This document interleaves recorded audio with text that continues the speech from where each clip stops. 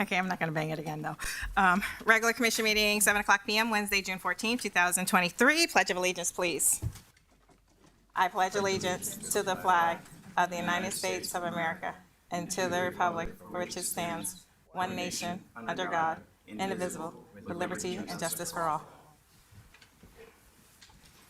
Thank you.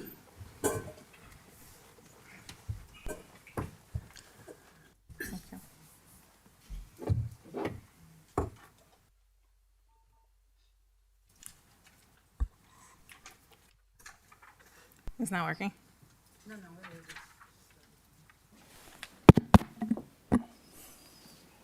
Roll call. Okay, perfect.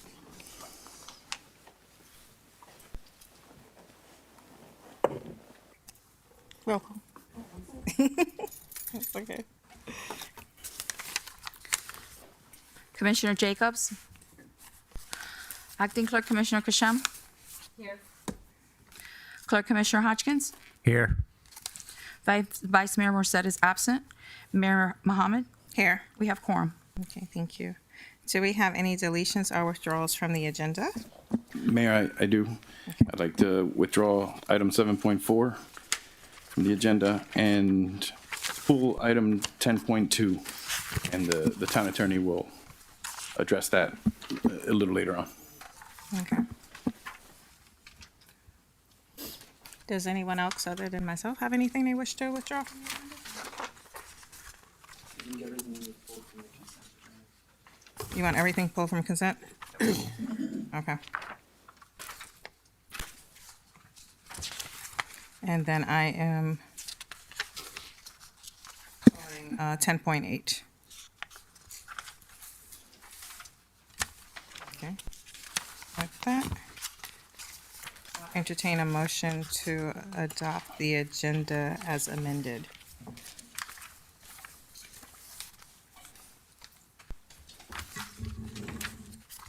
Is there a motion to adopt the I'll agenda? make a motion to adopt as amended. Is there a second? I second it. Okay, roll call. Motion made by Clerk Commissioner Hodgkins, seconded by Acting Clerk Commissioner Kasham. Roll call. Acting Clerk Commissioner Kasham? Yes. Clerk Commissioner Hodgkins? Yes. Mayor Mohammed? Yes. Commissioner Jacobs? Motion passes. Okay, thank you. So I'm going to go on to 5.1, 2023 Legislative Update. State Representative Marie Woodson.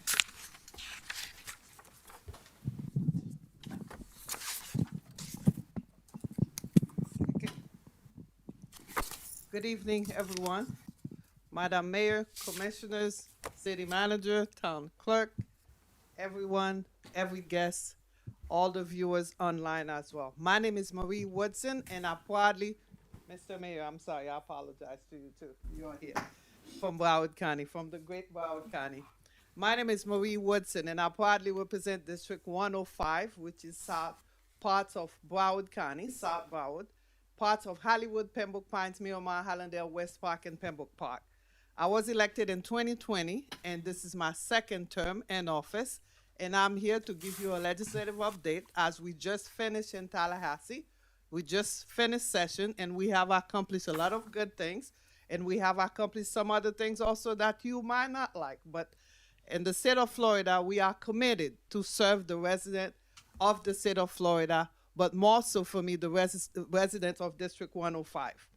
In Tallahassee, I'm proud to report that I passed 2 bills during the session. 2, and I passed 5 during my last legislative session as well. So that's a total of 7 bills that I passed since I got elected in 2020, which is not an easy task in Tallahassee. You have 2 lobbyists, you have David and Connie, and I have to say that they have been doing a great job working with them. I'm pleased to report that I am very glad that I'm working with those 2. I know David is here, but I don't see Connie. So they are representing you well in Tallahassee. So I passed 7 bills, as I mentioned. The 2 last bills that I just passed, they both were signed by the governor 2 weeks ago. One of them has to do with our veterans who have put their lives on the line for us. Some of them made the ultimate sacrifice. And if I have any veterans in the room, I thank you for your service. Basically, I was looking at the issues that we're having in the healthcare industry right now. We have a shortage of nurses in the state of Florida. And by 2035, we are expected to have a shortage of approximately 60-some thousand nurses. And I was looking at the medics and corpsmen who left the armed forces with good medical experience. I was trying to find them job to be able to support their families, because we are seeing so many veterans who cannot afford to feed their families, and that's not right. The state of Florida, we do better than that. We need to take care of our veterans.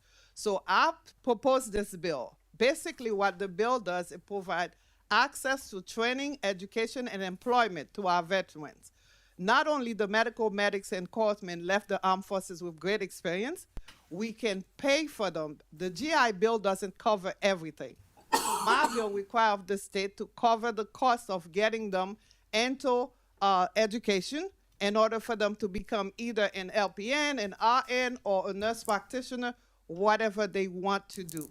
And by then, they will be able to alleviate the shortage that we have in the healthcare industry and be able to support their families. So this is a bill that I'm very passionate about, and a good piece that I added to the bill were for the spouses to be eligible as well. So we not only we are supporting the veterans, we are also supporting their families. So that bill passed House Bill 139. It passed all 4 committees, not just one, 4 committees.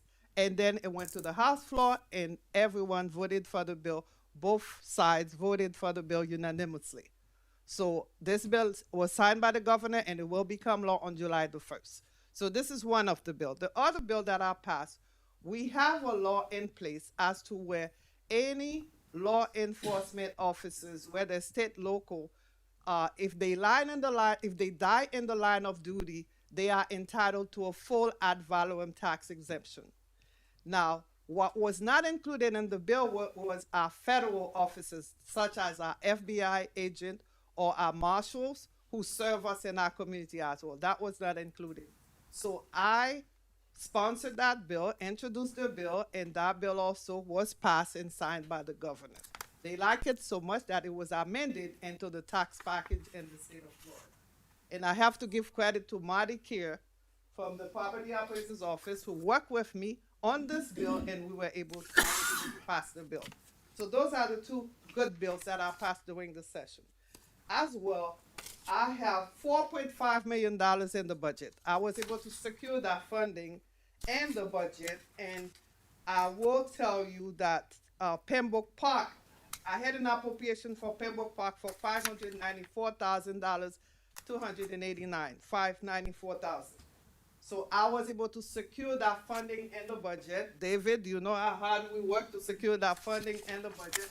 And this is the first time I understand that the city of Pembroke Park has gotten some money in the budget. So I'm in Tallahassee working for all the cities, all the 6 cities in my district. As well, I was able to secure $950,000 for the city of Hollywood. That was an appropriation as well that was given to me to work on. $950 for the city of Hollywood for the Johnson Street. It's a canal bridge that they have that link the city of Hollywood with Memorial Hospital. Another appropriation that I secure is a program in Broward County called Lift and Heal. I secured $500,000 for this program in Broward County.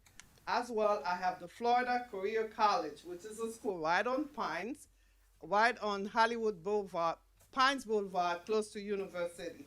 I was able to secure $400,000 for them as well in the budget.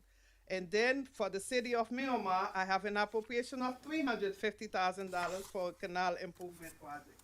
Another appropriation for the city of Miramar is $300,000 for the senior program. Another senior program in West Park, I was able to secure $250,000. Another program called Helping Older Teens. This is a mental health program. I was able to secure $200,000 for that one as well. City of West Park, a mental health initiative. I was able to secure $150,000. And the city of Hallandale Beach for the senior program, I was able to secure $111,000. It is not easy to secure funding in the budget in Tallahassee, But I'm pleased to report I did my very best to represent the people who elected me and put me in office. So besides that, we passed a lot of bills in Tallahassee. Some of them are very good bills. Some of them you might not like. And one of them that I would like to talk about is the safety bill, which is a gun bill. The gun bill actually opens the door for anyone to own a gun in the state of Florida without background check or training. And this is a bill that some of us might not agree with. As a matter of fact, some police departments do not like the bill. They were against the bill because right now, anyone, this bill is called a concealed carry bill. It's a safety bill. Anyone can own a gun right now in our state of Florida. As long as it's concealed, they can have it anywhere on them. Even though they say government buildings should not have, they should not enter a government building, but what is going to preclude you from them from entering this door right here?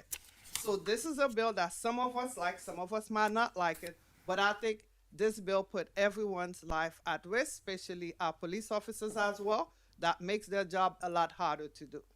Then another bill that I would like to tap on, I know I don't have a lot of time, I already gave you my report on the things that I have accomplished. Besides the two bills that I passed, there's so many others, about 20 some other bills that are co-sponsored. I know I don't have all night to talk about them. This is why I'm just choosing some of them to talk about. A bill that I would like also to touch on is the choice bill, the voucher bills. This bill really seeks to provide to anyone who has a kid in the public school system to receive a voucher of $8,500 where they can place their kids wherever they want. I believe in parental choice. I believe that parents should have the choice. But I believe if we are doing that, we should also allocate more funding to our public school system because our teachers are not getting paid as much as they should. And also we need more resources for the children in public schools. So not only that, if you get this voucher and you take it to a choice school, the choice schools do not have the same requirement as the public schools, which is another thing that I think we should look at. If we're putting money into choice schools, then we should have the same requirements as the public school system. And something else that I have an issue with is the fact if the choice school closed in the middle of the year, let's just say they received this funding, they decided for some reason to close in the middle of the year, the kid is returned to the public school system. However, the money that was allocated to that school does not follow the kid back to the public school system. So there are a lot more bills that I would like to go to you, that I would like to talk to you about in details, but I know we don't have all night, and I see that you have a full agenda, but I just wanted to come here and give you a little report on what happened in Tallahassee. We saw the abortion bill as well. That's another bill that a lot of women have issues with. And I have some issues with it also because I believe as a woman, as a mother of two, I'm not telling anybody what to do, but I believe that women should have that choice to decide whatever is good for themselves and for their families. So it's a lot of bills that we can talk about, but I just decided to talk about those few ones. And we have also passed a bill that preempt local government for making decisions on what's best for them. And I don't believe in preemption. I believe local elected officials, they know better what's better for the cities, and they should be able to decide on that. So this is my short report for the night, since I know the mayor is waiting patiently, and we have so many other people waiting as well. So if you have any questions for me, I'll be more than happy to answer your questions. And one thing that I want to make sure, I work very closely with all the cities that I represent, and also Broward County. So I want to make sure that I can work also with Pembroke Park, actually, because I have Pembroke Pines as well, that I can work with you very closely for the betterment of the people that we all serve. So thank you. Thank you. Thank you. Yeah. As always, we appreciate your dedication to our joint constituency, and we look forward to working with you and collaborating with you on future projects. We are very appreciative of the money you were able to secure for us for the Skater project. And also, I know that you've been working with our lobbying team to discuss a program for single moms, so we would love to collaborate with you on that project as well, and I look forward to sitting down and talking with you one-on-one. Thank you. With that, we're going to go into 5.2, Broward County Mayor Lamar Fisher. Good evening, Mayor and Commissioners. I'm so honored to be here tonight on behalf of Broward County, and actually, the commissioner that represents this district is Commissioner Bean Fur. So he says hello to everybody, and just wanted to come by and just let you know that where the county stands with all 31 municipalities. When I was elected to serve as mayor this year of Broward County, my goal was to visit every city and every city's commission to let you know that my goals are the 3 C's plan is communication, collaboration, and community. And I want to make sure that the communication lines are completely open. And Commissioner Jacobs, I publicly apologize for our miscommunication, so that won't happen again. I want to make sure our lines are open. My door has always been open. I actually served in your capacity as a commissioner and as a mayor of a community called Pompano Beach. And so I know exactly kind of what you feel, especially when it comes to the county sometimes. So when I ran in 2018, I said I want to make sure that we collaborate together. And there's no more maybe friction in the past maybe has been between county and cities. We don't want that anymore because we are here to serve you in Broward County because we're one community. And even with 31 cities, there's really, people don't see the line between Pembroke Park and Hollywood. They see us as togetherness. And so I want to make sure that that message resonates to you, and to please reach out if I can help you in any way, shape, or form. Not only as I come off my mayorship in November, but I will still be a county commissioner, and no matter what district I represent, I want to make sure that we represent all of Broward County. So, Mayor, thank you for your service. State Representative Woodson, you are amazing what you have done so far for our community and for this town. Really securing dollars that have never been done before. So thank you for your service and collaborating together at the state level too and working together. So just wanted to just give you that message and thank you so much for what you do because it's not easy serving as an elected official, especially in today's world. So keep the faith, keep the head up, and because you're doing the right thing because all we want to do is serve our people and our communities. So God bless you all. Thank you so much. Thank you so much. Come on down. So I'd like to introduce his legislative aide who has served this community for how many years? She was originally with Barbara Sharif, and I'm going to let her introduce herself. Good evening, everyone. I'm Suzanne Bailey. I am one of Mayor Fisher's aide. There are 3 of us all together, Mary Pride, Mabel Gerardo, and myself. And between the 3 of us, we make the mayor shine. Thanks. Yes. And we thank you as well, because I know you know this district like the back of your hand because you're a local homegrown to us. So we thank you. Thank you. Thank you. Okay. So I want to skip around for one quick second just because I know we have a presentation in the back and I don't want to keep my engineers and here waiting. So if I could find the item, we will bring that up.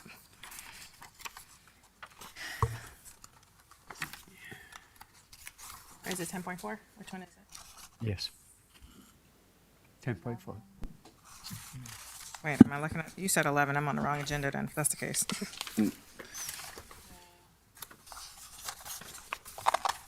The ones that our engineers are here for are 10.5 and 10.6.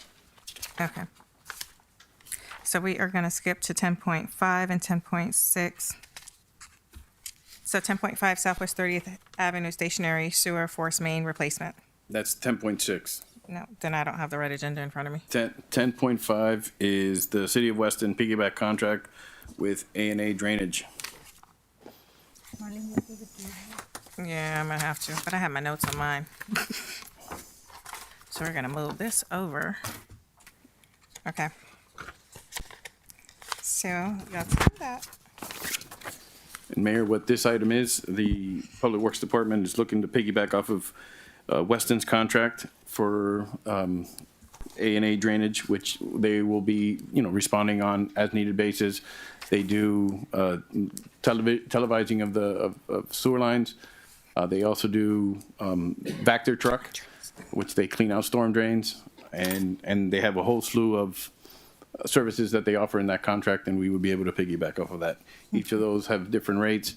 We would utilize their rates that were procured, but there is no specific amount or specific project that we're looking for right now.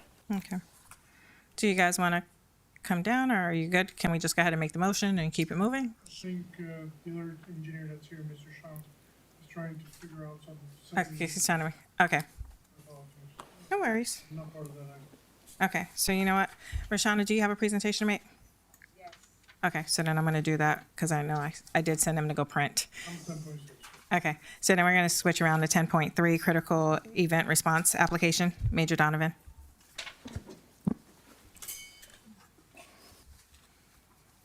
Good evening, everyone. Town mayor, town commission, town employees, guests, honored representatives. My name is Rashana Dabney Donovan, and I am your acting co-chief for your police department. Tonight I have with me Edward McGovern. He is a 22-year law enforcement veteran, and he had the wonderful mind to create an app. And it is for critical responses to incidents such as active killer shootings and things of that nature. He created this app in the wake of the MSD attack as well as a Fort Lauderdale airport attack.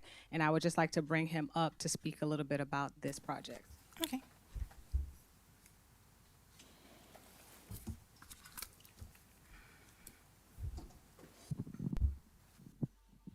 Good evening, Commission. Thank you for having me. Thank you, Mayor.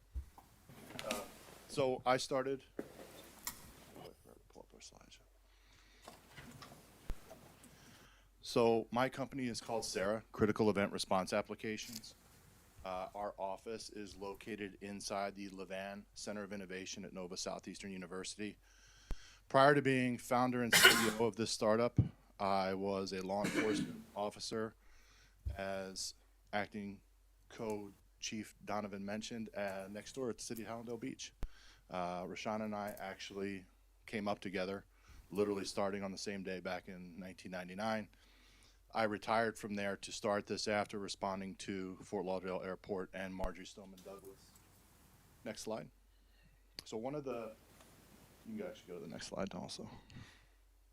One of the big problems we face in law enforcement and in public safety responding to a critical event is communication. You see it over and over again in every report that comes out after a mass attack.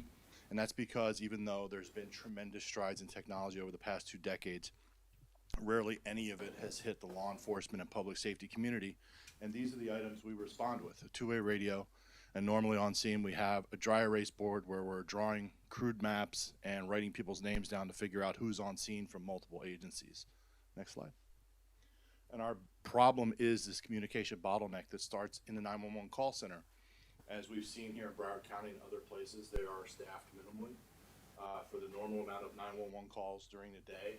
So when you get this influx of emergency calls such as MSD, where you have hundreds of calls coming in, the volume becomes too much for those call takers to absorb. They then have to take that information, pare it down to a dispatcher, and get it out to all these officers via radio, which means we can only talk one at a time.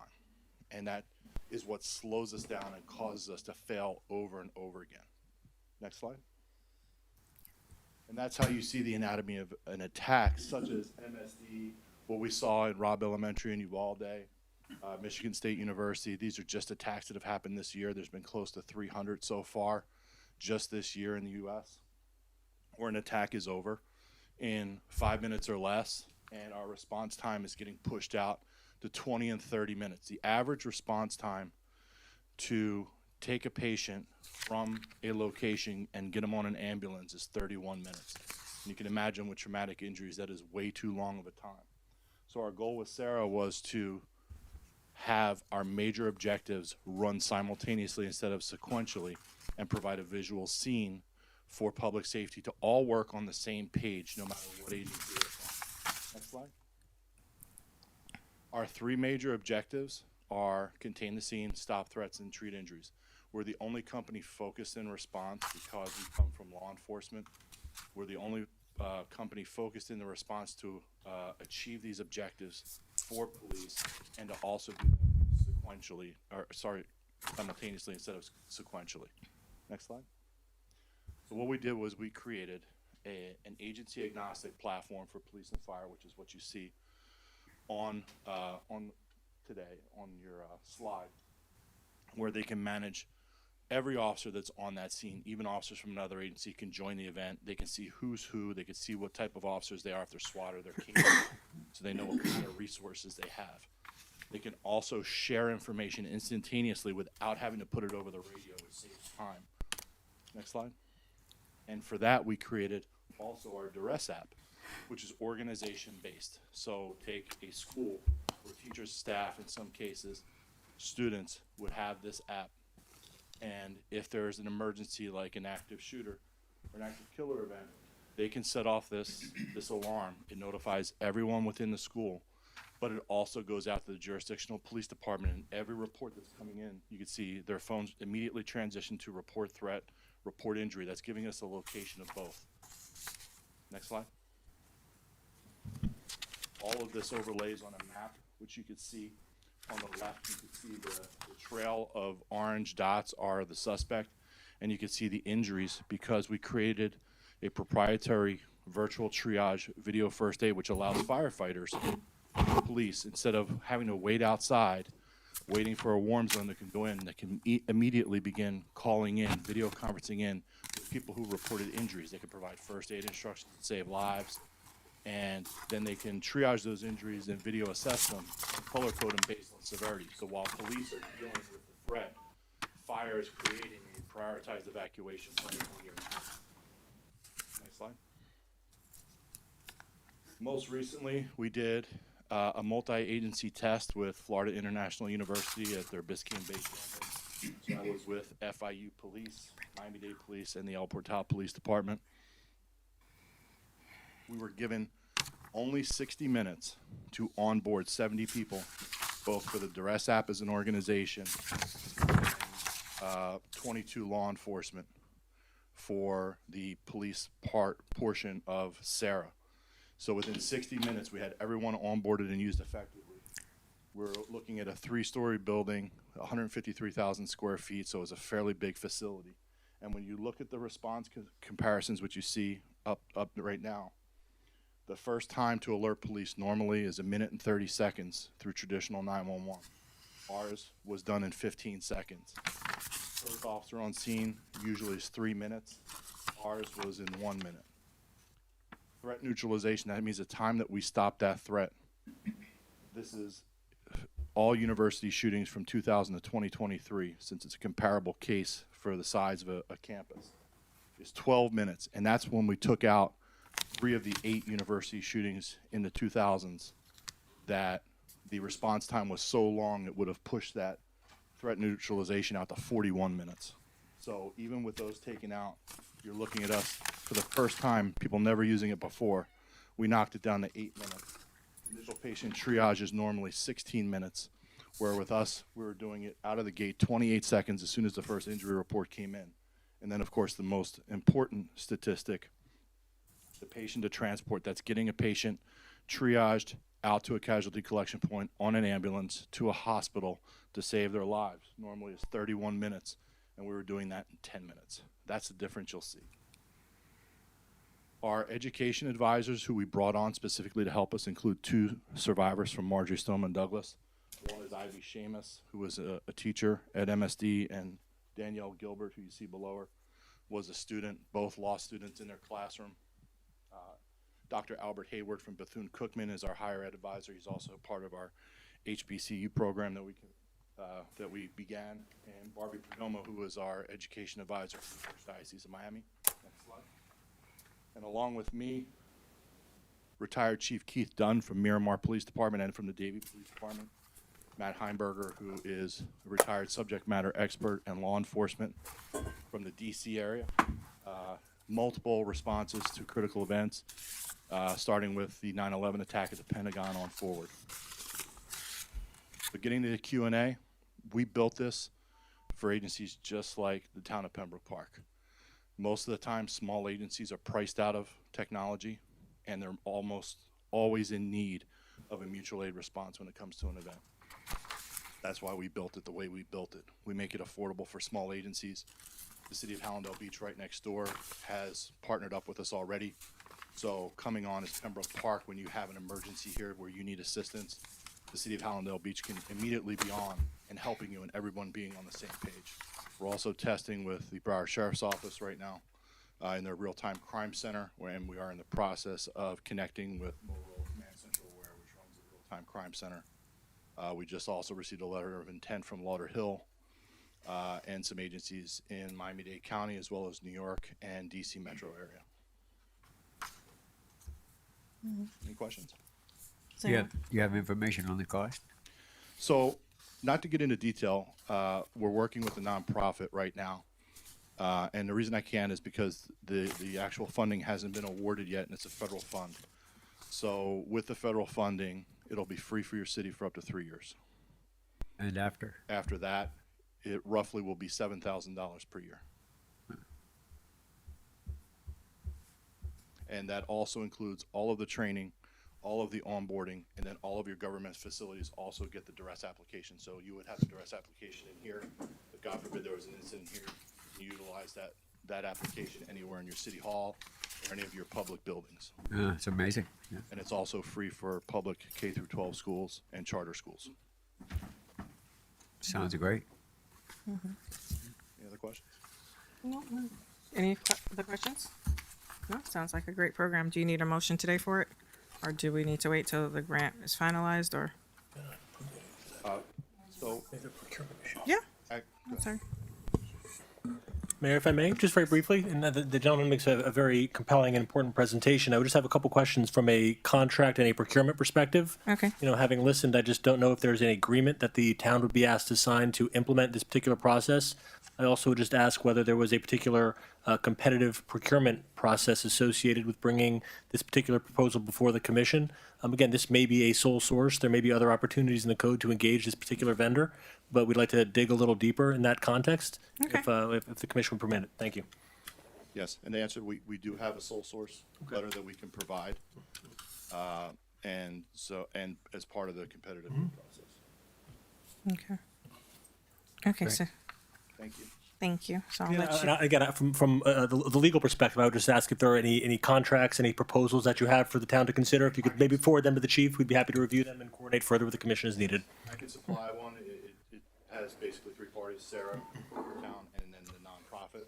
And the funding part falls under the nonprofit. Perfect. Just for your side would be for the usage. Thank you. Thank you, Mayor. Thank you. Okay.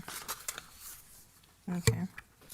So with that, then, they're not back yet. So what I'll do is I'll do public comments related to agenda items, good and welfare. Are there folks from the public that wish to speak? He wants to speak on behalf of item 9.3. We do have Carlos Morales from Keith and Associates, and we have Mr. Danzer from Embassy Mobile Homes. Okay. Hey, David Roach, Home Park, and I'm speaking on 9.3. And this is an item that was brought up with the past commission. And I really didn't like it to begin with because I think our ad valorem text takes care of all our fire responsibilities. And yet it's been carried on, and now it's coming to you guys. Well, I went through all the documentation, I read through everything, and I don't think we've needed. The city has been doing very well with our ad valorem, with our police and our fire services and everything. And there's a lot of things, a lot of requirements that are put in this document that I hope everybody saw. Because for one thing, you are supposed to, this is supposed to start in September 15th of this year. But one of the first things it says in section 24-120 in the preliminary assessment resolution, it says, in years subsequent to the initial year in which the fire protection special assessment is levied, the town commission shall adopt a preliminary assessment resolution. Well, guess what? You've got 4 months, and it's not years to do the initial assessment. So it's not getting done. So you would have to delay, according to the document, the actual start of this, which would be September of this year. Okay, and on top of that, there are 8 different segments in this section which have to be provided for it to even be legal. And then in 24-121, you will have to adopt and reassess the fee each and every year. And every time you do this, you have to advertise and you have to send it by mail to all the residents of Pembroke Park every single year, and you have to pay first-class mail. This is in the document. And I don't know that everybody knew that. And so we're talking about extra money for all these different things.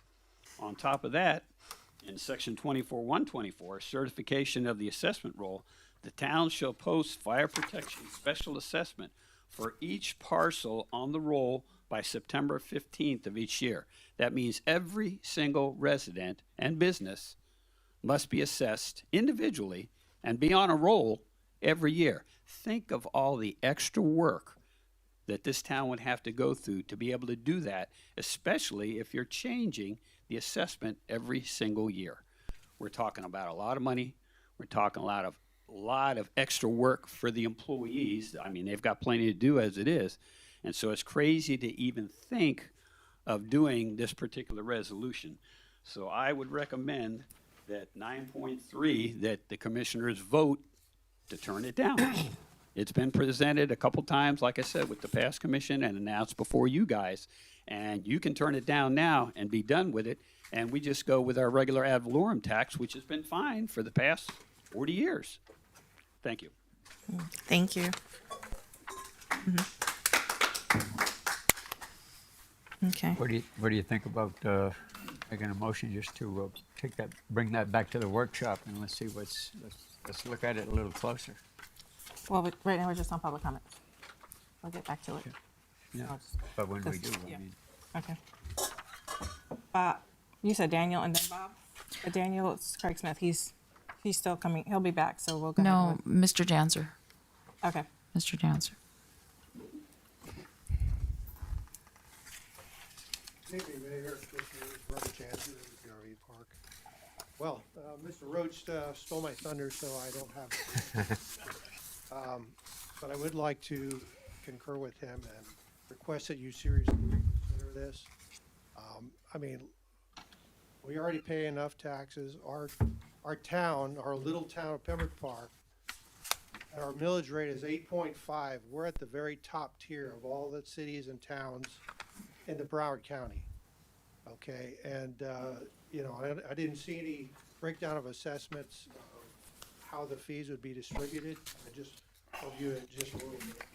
But I didn't know if it's gonna be something that you proved in concept, then all of a sudden you just add the prices later on down the road.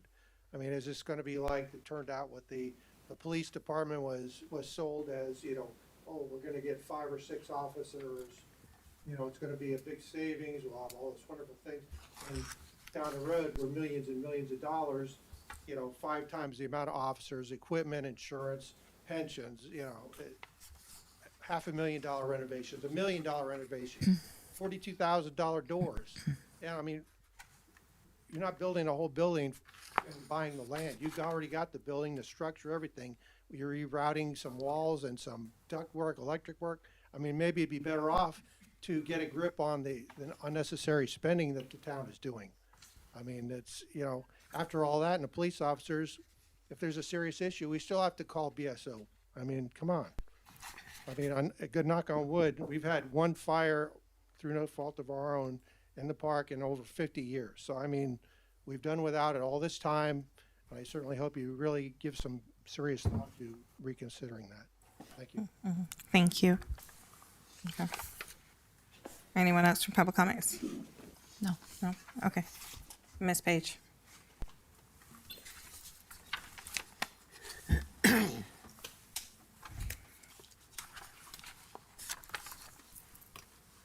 Good afternoon to the mayor, everyone on the dais, staff. In regard to this fire assessment fee, it is not something that the residents of the town of Pembroke Park need or want. And it would be very considerate of you to vote this down. We do not need it. Our residents right now are at poverty level or below poverty level. It is not something that we can afford. So I would appreciate it if you would vote this down. We don't need it. Thank you. Thank you. Does anyone else from the public wish to speak on any public comments? Nope. All right, then I will close the comment section of the agenda. Okay. So I'm just going to start from the top now. 7.1, approval of minutes. Was there something that you wish to have pulled?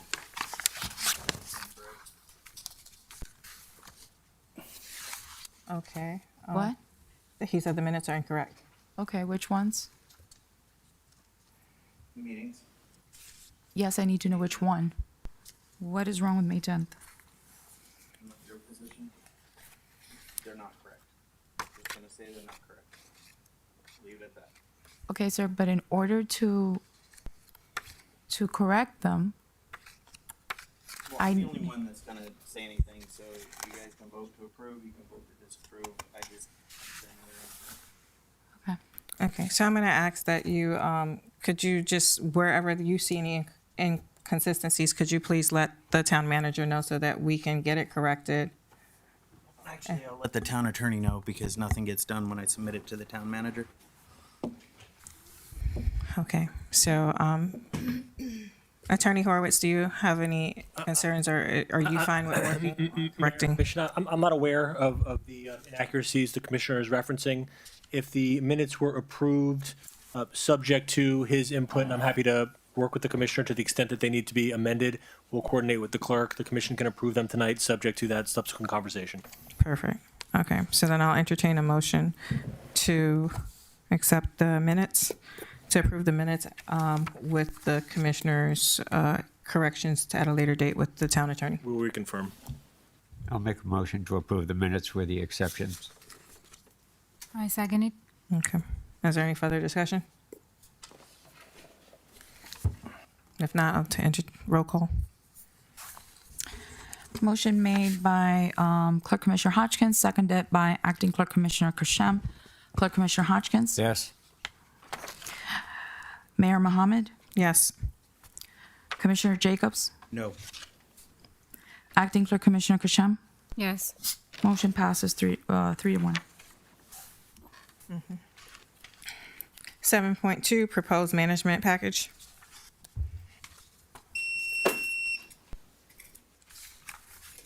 What just beeped?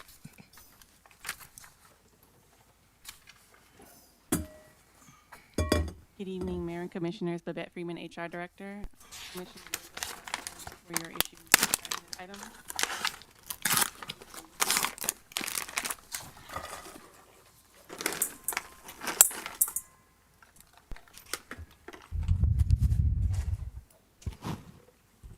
Did anyone want any? No, thank you. Okay. Go ahead, What is your? Babette.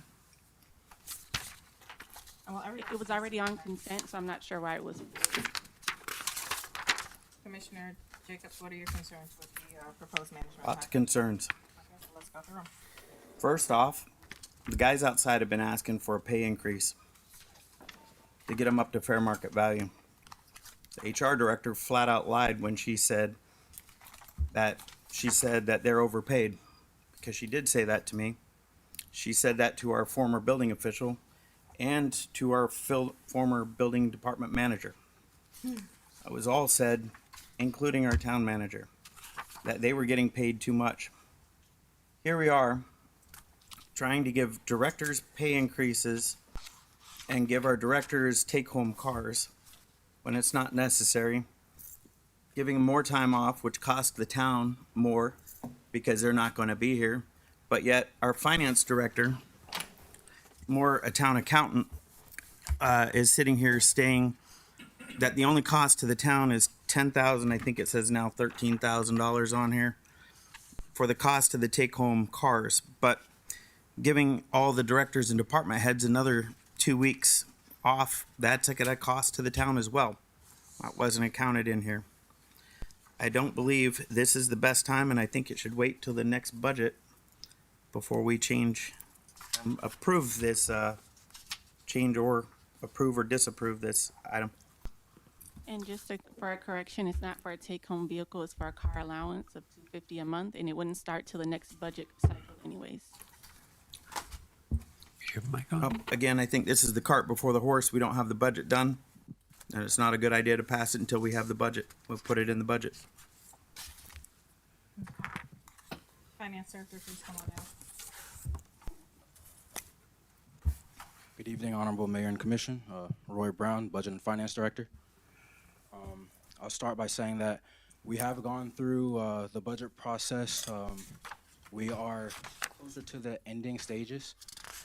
July 1st, we will receive some final numbers from the county to solidify the ad valorem numbers. As far as the car allowance that we're speaking about, I have implemented that into the budget moving forward. Of course, that has to come to you guys as a commission to vote on that, and we'll discuss the dates on that later with another item. The financial impact as far as the dollars that are allocated are only, it's about $15,000.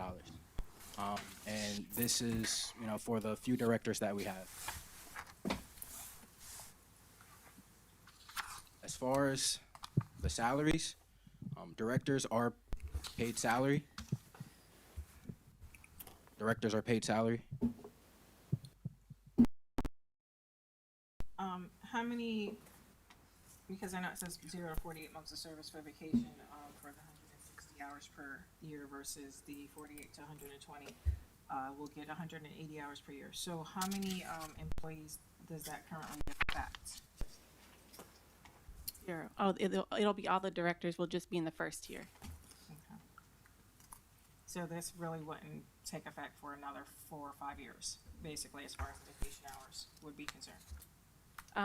It'll give them an increase now of 2 weeks, but nobody would move to that next tier for, I want to say, another year. Okay. And that would be maybe one director would move forward with that. Okay. And also when it comes along to vacation and it actually costing the town money, I can't say for one director that works here that when they take a day off, that they actually get a day off. We all answer our phones, text messages, emails, and this is in line with what every other city and county does throughout the state. And if we want to stay competitive, these are the things that we have to offer. Yeah, I understand that we're having a hard time retaining directors for the city right now, and so that I know that these would be added benefits to help to attract as well as maintain, you know, qualified, competent employees and staff, which is vital in order to make and keep our city functioning. So you, Finance Director Brown. So the total cost of implementing this entire program is $15,000, and this would be implemented next year, well, in the next budget cycle starting October 1st. Yes, this would start October 1st, and the directors, you know, that this effect, we will receive car allowance once a month. Okay. And how many folks would that really affect? Because I mean, we don't even have an assistant town manager. That position isn't even. It's about 5 because our public services director has a take-home vehicle, and there is a take-home vehicle for the assistant public services director if hired soon. Okay. So it'd be 5 employees that would be getting a car allowance of $250 a month, which is what? What's that per year? 13. It's been a long day. Don't make me do the math. Like $2,600 a year extra. 25. Yeah, 25. All right. Does anyone else have any questions regarding this? Okay. I do. Go ahead. So I've written 6 letters of recommendation for staff that are leaving. Here's the problem.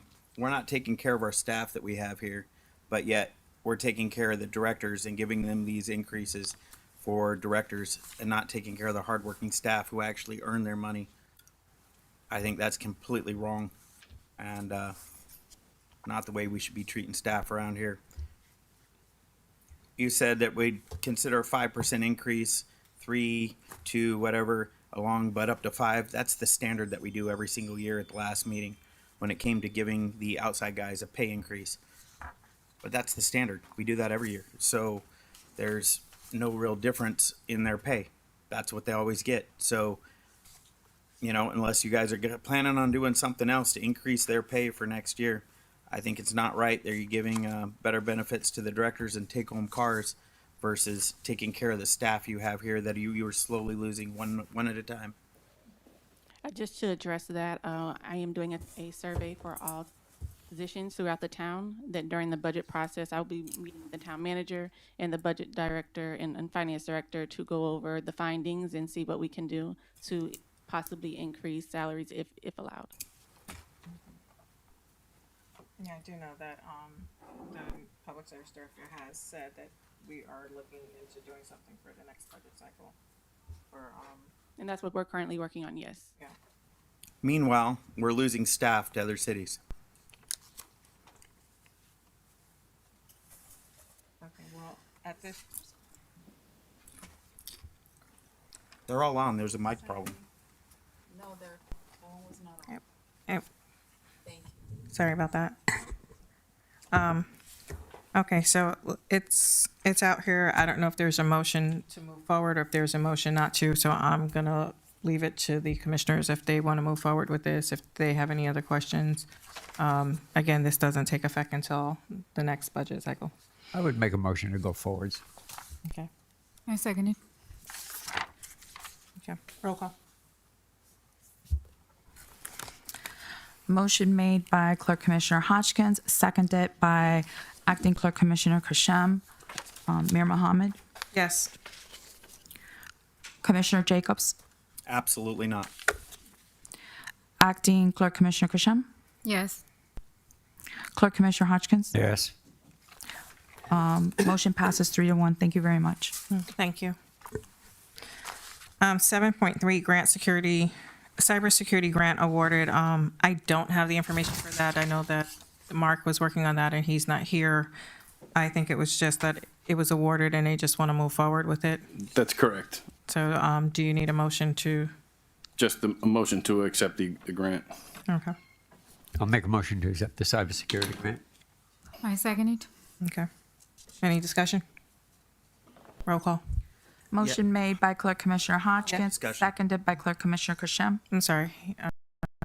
He has discussion. It's completely inappropriate to vote on something that we don't have backup on. There Mark- needs to be backup attached to review it. You're voting blindly on something. Well, Mark had presented that at the workshop last meeting. He may have presented it last time, but it's still not on the agenda for this meeting. Yeah, and I can only speak, Mayor, if I may. We did review the grant application, was part of the backup for the workshop agenda, and there are certain components of that application which relate specifically to cybersecurity, which is exempt and protected under Florida law under Chapter 281.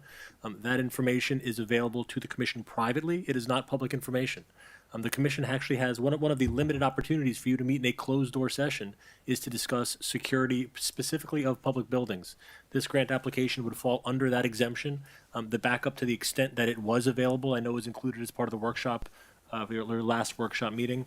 I can't speak to why the backup's not included this evening, but certain components and the substantive components of that award are in fact privileged and confidential under Florida law. Okay. Okay. Do you have any other questions? This needs moved to another meeting. Well, there's a motion on the floor in a second for it to move forward today. Okay. All right, roll call. Motion made by Clerk Commissioner Hodgkins, seconded by Acting Clerk Commissioner Kashem. Commissioner Jacobs, No. Acting Clerk Commissioner Kashem, Yes. Clerk Commissioner Hodgkins, Yes. Mayor Mohammed. Yes. Motion passes 3-1. Okay, thank you. Okay. Daniel is back and we're ready to go. Yes? Okay. You emailed me a presentation? No, the letter. We're talking about the A&A contract. The letter. Oh. Okay. Okay, so we're ready to move forward on both? Are you ready? Yes? Okay, perfect. Okay. So I'm sorry, I'm going to skip around because I just don't. What is it called? Microsoft. Okay. Well, we'll do A&A in the meantime. All right, so 10.5, City of West End piggyback contract with A&A Drainage. So, do you As want I to make had- the presentation right yeah, quick? As and I then had have- previously, sorry, Mayor, as I had previously stated, this is a piggybacking off a maintenance contract from City of Weston. They provide, this company provides all sorts of maintenance, like Vector truck services, televising of sewer mains.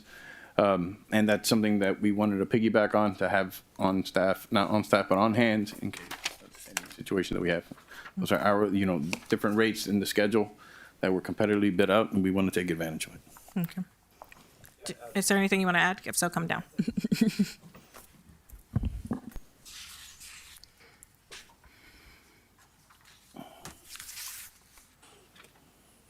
Hi, I'm Dan Schonk with Craig A. Smith and Associates.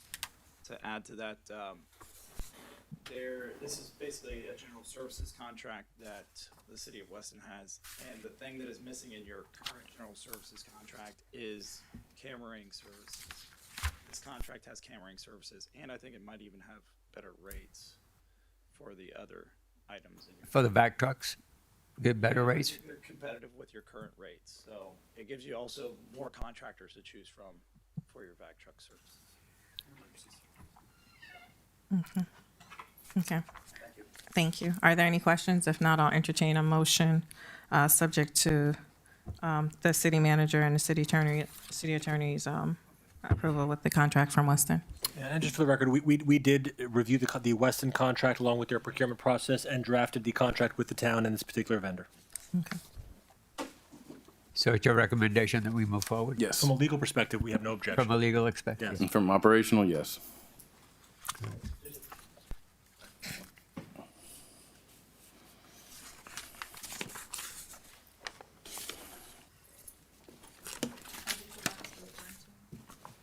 Yeah, she's brought. But there's also one other thing to add to this is we're seeking approval of a change order to change one of the items in the contract. It is an emergency response time. Because this contractor is farther away than the trip time to Weston, we had to change that time because we're specifically getting them not for emergency response services, but more for the camera services, which will be scheduled. So those times have changed to, I think, 2 hours, and then those are the response time, and then their time to start work is 3 hours. That's a long time. Yeah, so the main reason we were getting this contract was for the sewer cameraing services, because we don't currently have that. Are we in the middle of getting a SCADA program to help us do that? I mean, The SCADA, having it up and running? it's not, the SCADA program isn't a televising system. It won't televise the mains.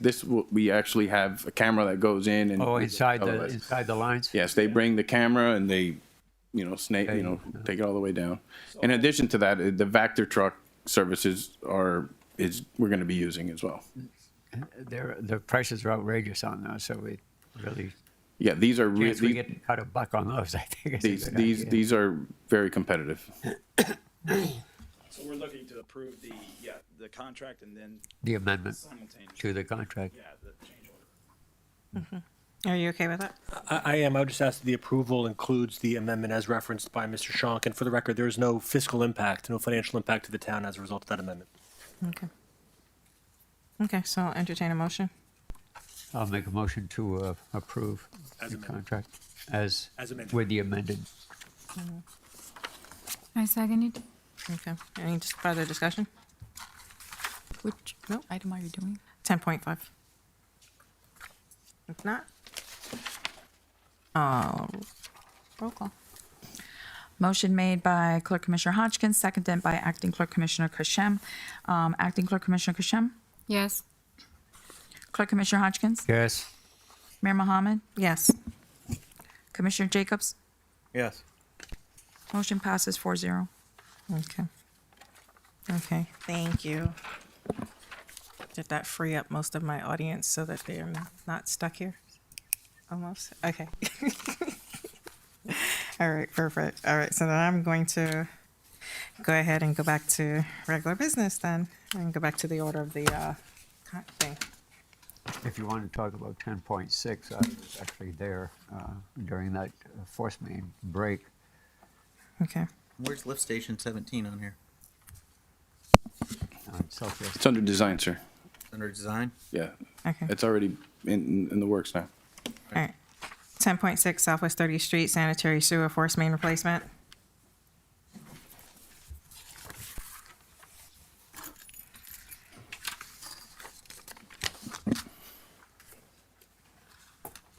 Good evening, Mr. Mayor, Commissioners, constituents.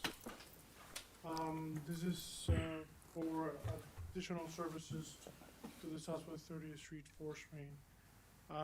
After working with due diligence with the town and Craig Smith, they determined that for the town to have a better sewage flow in the location, it would be better to redo the system into adding gravity and 2 lift stations, and they will be removing 4 lift stations in Southwest 30th Street, which are aging and crumbling down. So we will provide 2 brand new lift stations with a gravity system, which is a more robust system to be able to feed all the properties south of Honda Beach Boulevard along Southwest 30th Street. All them old lines are all asbestos lines too, aren't they? Yeah, the sewer force main that's currently there is Yeah, that's- asbestos. We'll get rid of it. We'll put 2 brand new lines with the new, with 2 new lift stations that we'll try to get them, designed by WWS Broward County standards. Uh-huh. That way it's all, Mhm. it's a better system. And we'll design the system to allow for future flows, so if there's any future developments in that area, from those, small strip mall, or maybe they wanna go to mixed use or anything like that, they can connect to the system without any. It would be able to handle it then? Okay. Do either one of you want to give an update on 17 right quick? It's under design at this point. Okay. Do you have any other questions for 17? Okay. No, I think we're good. No other questions for you. My item was 10.6. Yeah, that was. Okay. Thank you. Marlon, the podium mic is low. Huh? The podium mic is low. You gotta take a vote. You need to vote on 10.6. Okay. So I will entertain a motion for the 30th Street sanitary sewer force main replacement. Yeah, I'll make a motion to, for the replacement of the force main. on This is 30. just to specify, this is for design. For the design, Yeah, modifying the design to, instead of replacing with force main, it's now gravity, as he explained. To make it a gravity feed. Yes. Exactly. Right. I seconded. Okay. Any further discussion? Roll call. Sorry. Are you ready for a roll call? Yes, ma'am. Okay. Motion made by Clerk Commissioner Hodgkins, seconded by Acting Clerk Commissioner Kashem. Clerk Commissioner Hodgkins? Yes. Mayor Mohammed? Yes. Commissioner Jacobs? Yes. And Acting Clerk Commissioner Kashem? Yes. Motion passes 4-0. Okay. Thank you, gentlemen. I know what you're waiting for, though. And I think I'm going to have to just hijack the commissioner's 12.2 discussion. That way I can get you guys out. So 12.2, Todd Lawson discussion.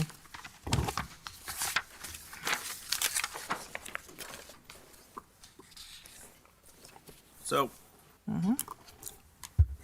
for the commissioners that are completely unaware, Todd Larson was our former Public Works Director who was terminated from his position. He was in his position for a very long term, and he actually was was overseeing all the projects that the HAS was handling here in town, and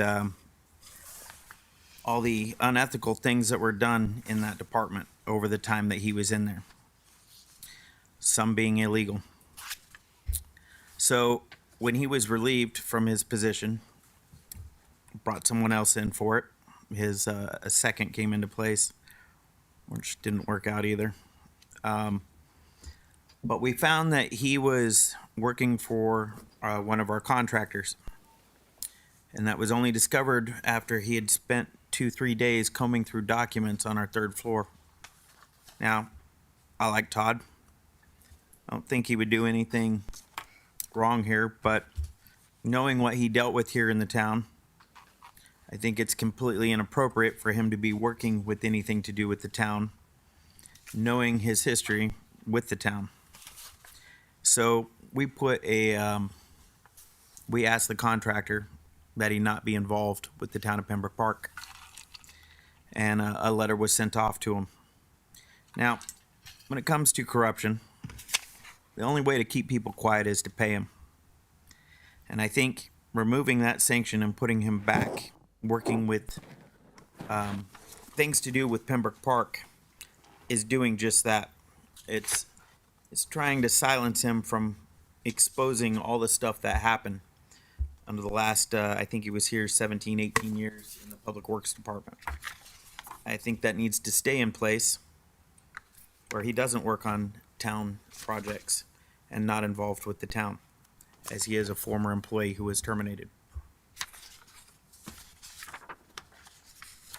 Didn't we have this discussion about him not being involved in projects that have to do with the town? We already have. We had that discussion along quite a while back. Yes, we did, and we put something in place for that. Yeah. The mayor's trying to remove that so he can work on projects back here in the town. I think it's completely inappropriate that he works on those projects. And you agreed with me on that. Yes, I did. One of the very few times we agreed on something. So, I think we should just continue with that. I don't know what you want to call it, the notice to keep him off of town projects while he works for that contractor in place. Is there a reason you want to bring him back? Yes, I'm not bringing him back. He works for the I know, construction company that we utilized. but we requested that he not be involved due to his association with the town. Yes, unfortunately, when you have a lot of statements that are being thrown around regarding USDA loans and things like that he worked on, and the fact that the information is there, but he's the only one that has the institutional knowledge to know what we're looking for or to know where things are. It hinders us, it handicaps us from being able to move forward without having to reinvent the wheel. And so the Public Works Director has had a conversation with him and knows the institutional knowledge that he possesses for this town, being that he was here for 17 years. And so it would benefit us greatly to be able to tap into his brain, to be able to access it. He is a contractor. Well, he works for the contracting company, so it's not like he would be back here literally dealing with stuff on a day-to-day basis, but he would be able to direct the contractors as well as our staff on things. Right now, we have a problem where they don't even know where all of our manholes are, all of our lines are, and he does know that because he was here for 17 years. We have lines that are covered up that have not even been touched for the past 3 years, that have not been cleaned, which is why we have lift stations failing. And so we need to be able to access that information and that institutional knowledge so that we can move forward faster versus reinventing the wheel and wasting money to try to figure things out. That's actually not the only reason our lift stations are failing. Decades of lack of maintenance on our lines, preventive maintenance, has caused the lift stations to fail. Using non-submersible pumps when they're in wet wells where they need submersible pumps, that's a problem. It's a lot of problems, but putting someone, and I don't doubt his institutional knowledge, it's solid. He spent a great deal of time here in the town. But again, putting someone back where they get paid on something to do with the town of Pembroke Park doesn't pass the headline test. It puts someone who was tied to something, and who knows that he's not been to the Office of Inspector General or been to the Public Corruptions Unit on the things that happened here. We don't know. I personally haven't talked to him. So he's a former director. He was relieved of his position. I think it's best we just continue going forward the way we have things in place instead of removing that sanction, I guess you would call it. Mayor, if I may, yeah, and just a couple observations, and I'll just state for the record, I don't know Mr. Larson. I don't know the history. I don't candidly have any of the history or the details that the commission is discussing. It is not unheard of, certainly, for a municipality to bring back a former employee who has some of that institutional knowledge to assist with any particular projects they might have been working on in the past. That does happen from time to time. I'm familiar with that process. This really is a policy decision for the commission. Again, I don't know the facts and circumstances surrounding his departure from the town. You all can speak to that certainly better than I can. From a legal perspective, he's certainly an available option for the town. Whether he's the right option, that's a policy decision for the commission and for the manager to make. Okay. I'm asking that this commission reinstate his ability to provide institutional knowledge to the current Public Works Director. That's what I'm asking for, and for him to be able to be screened in on projects that Craig A. Smith is doing as an employee of Craig A. Smith, because of the fact that a lot of work was done over the past 17 years. When I first moved to this town was completely underwater. And over the years, the town has spent a lot of time and money fixing things, putting systems in place. Unfortunately, some of those things have fallen to the wayside, especially in the past 3 years, and we need to correct those problems. And I don't have the institutional knowledge to keep pulling things up every time somebody comes up with something and wants to complain about missing this and missing that. And so therefore, the person that was in that department would be beneficial to be able to have conversations with the current Public Works Director as well as the engineers, because he was instrumental in working on those things. So that's why I'm asking that we allow him to be able to have conversations with our Public Works Director and our engineers. Well, how about this? I actually know someone that knows him, and I could probably get the information without paying him. Well, I don't think it's an issue of pay. I think it's the issue of there's a letter that basically says that he's not allowed to do anything with the town. You know? I mean, if all we need is information, I mean. But I think, okay, Yeah. come Daniel, because I think that's really the issue, is that it's not that, it's about allowing him to be screened in. And Mayor, to be fair, it's the last 15 years the infrastructure's been falling apart, not just the last 3. We have a lift station 18. We're going to agree to disagree on that. Lift station 17 was falling apart long before I got here. There were street lights that weren't working. You were aware of this because we discussed them before I even got elected, all the problems we were having here in the town. But we also used to be completely underwater, and everybody had to use a truck to drive around. And over the years, we've fixed a lot of the flooding issues. We've even reduced the fact that people needed flood insurance around this city. Unfortunately, right now, we are back to almost square one with flooding, and we need to fix that. Okay, good. Daniel? Yeah, I just wanted to come up and address any of your concerns about Larson. Daniel. Oh, sorry. I'll get you this thing. Hold on. No, just leave it there, leave it there. Yeah, so. You have to crawl under the desk. No, I don't have to do any of that. I'm so sorry.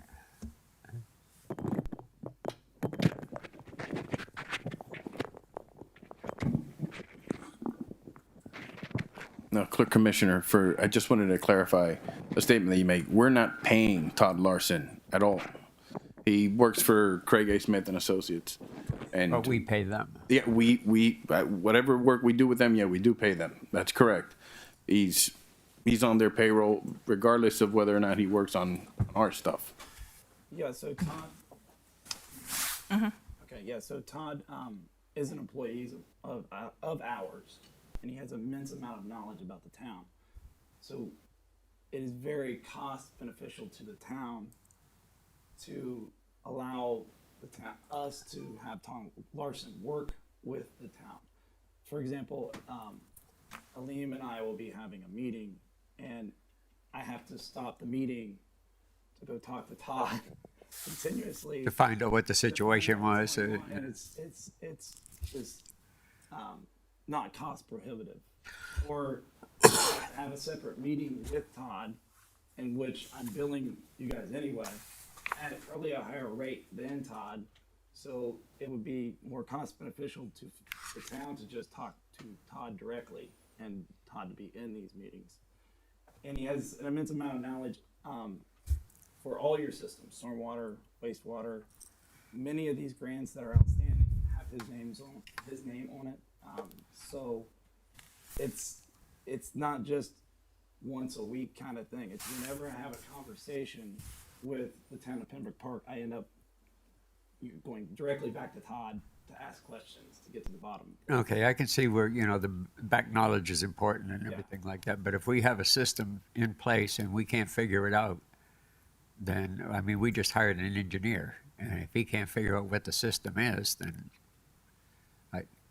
all the hindsight and all the stuff, well, this used to be over there and that used to be over there. Yeah. I don't see the value in it myself, but Yeah, so for instance, there's just operational things that happen, like your last large storm event. So Todd knows we're gonna draw down from certain lakes, so you have certain capacity of impoundment for your detention times, so you aren't flooding certain areas, which pumps to run, where to put your backup generator, stuff like that. Stuff that's just real quick that, sure, when you get done with your stormwater master plan, you'll have that information, but that could be, I don't know, maybe even a year out before that master plan even comes back to the town. So there's a lot of this, things like that, emergency situations where we go directly to Todd to get the information. And then even for our sanitary sewer master plan, it's immensely helpful if Todd can work on that because we're pulling a lot of information from Todd to get that done. do you feel that the information you're getting is accurate? Oh yeah, yeah. So, and there's a lot of things that back it up. So he'll tell us certain things, and then we check as-built and we say, oh yeah, that makes sense. And he was operating the lift stations that we were looking at. So if there's things that can't be found due to even inspection, he might know about it. I actually used him to scope the project that Keith Associates just presented. And there were certain things in the as-bills that weren't recorded, but if he wouldn't have told us, we would have just been assuming that we still needed that 6-inch asbestos line. But Todd knew that we had abandoned that and separated the two systems. So we could come up with a whole different plan that we proposed to Keith and Associates. I see, so, all right. So I just want to emphasize how it's not just beneficial to us as CAS, but it's also very beneficial to the town to be able to utilize his resources. So we should back charge you for anything that he tells you, right? All right, thank you for the information. Thank you. Thank you, Daniel. Anybody have any more questions or? No. So, what do you need for this? Just direction or? I guess from what I'm hearing, the commission at some point in the past took a particular policy position. That policy position would remain in effect unless the commission wanted to reverse course or revisit that issue. Okay. Are you opposed to it? I think after what I've just heard, I think that they, in a limited capacity, that it's going to help. So, Council Speaker, are you opposed? Do you need a motion for it? I would recommend a motion, yes, ma'am. Okay, so then I'll entertain a motion to allow Todd to work on a project in a limited capacity. I think do we have to negate the other? I mean, just some recognition of that motion would be appropriate. But let me ask, how long ago was that motion made? When was that particular action taken? Do we have any idea? It was probably like 6 months ago, maybe 7 months ago. Okay. I mean, What does the letter say? It was in October. It was in October. Okay, and because this is not really a reconsideration of a prior action. I mean, it really is just revisiting a particular policy position the commission made. If the commission, again, by motion wanted to reverse that policy, I would have no legal objection. So I think your motion is in order, Commissioner. Okay. A second. I seconded. Any further discussion? Roll call. Motion made by Clerk Commissioner Hodgkins, seconded by Acting Clerk Commissioner Kashem. Mayor Mohammed, Yes. Commissioner Jacobs, No. Acting Clerk Commissioner Kashem, Yes. Clerk Commissioner Hodgkins. Yes. Motion passes 3-1. Okay, thank you. You don't have anything else, Daniel, right? There's, You're good. Okay, perfect. Just making sure. Did we have any other projects to discuss for Public Works? I don't think so. JC, think did you so. want to discuss anything for Public Works, or did you want to just With go- the engineers, no, anything. leaves? No, that's fine. All right. I mean, I'm just saying, because, you know, we have Liam's critical The- capital improvement worksheet. I don't know if anyone has any questions on that. Everyone has a copy of the Yes. the things that Aleem has been working on for the past 2 weeks since he's gotten here. I'm not sure if anyone has any questions, but these are some of the things that he's gotten done in the past 2 weeks. He's basically been able to move forward 2 years worth of work in 2 weeks' time. And so he's moving forward these things. If anyone has any questions, they can contact him directly. Unless you won't have any questions right now, which Daniel can answer. If not, then we're going to let Daniel sneak out. No, we're good. I'm Okay. good. All right. Thank you, Daniel. Can we take 5 minute breaks? Yes. Okay, we're going to JC, 5-minute recess. 10.4. 10 point. That doesn't Out of require the engineer. Okay. Okay. 5 You minute want to break? just do it before we take the recess? No, no, I was just making sure that he could leave. I wasn't Okay. sure if that one required. All right. Then we're going to We take could a do a 5 5-minute minute break. recess. Okay, thank you.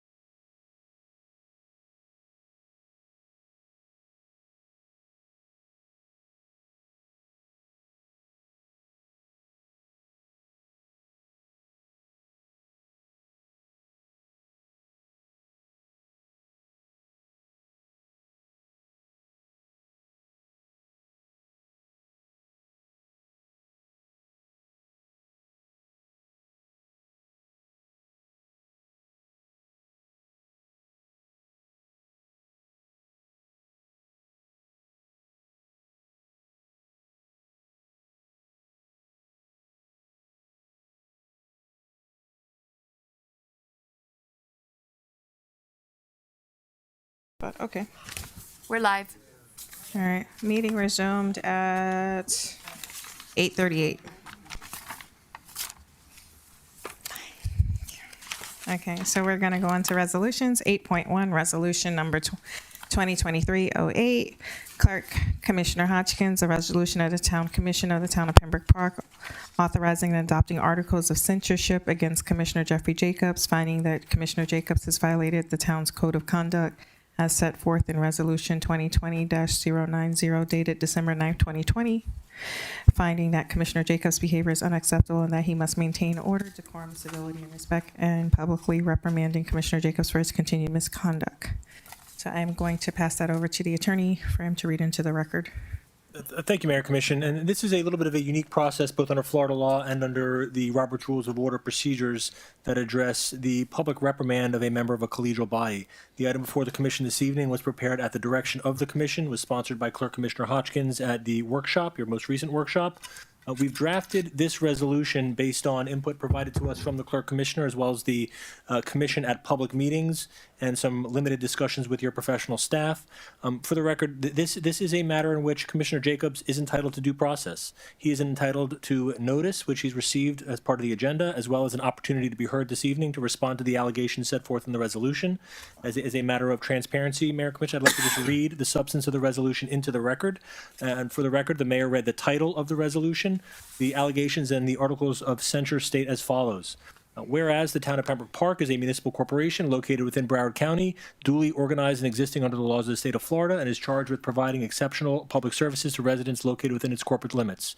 Whereas in December 9th, 2020, Town Commission adopted Resolution 2020-090, thereby establishing a code of conduct for the town's elected and appointed officials.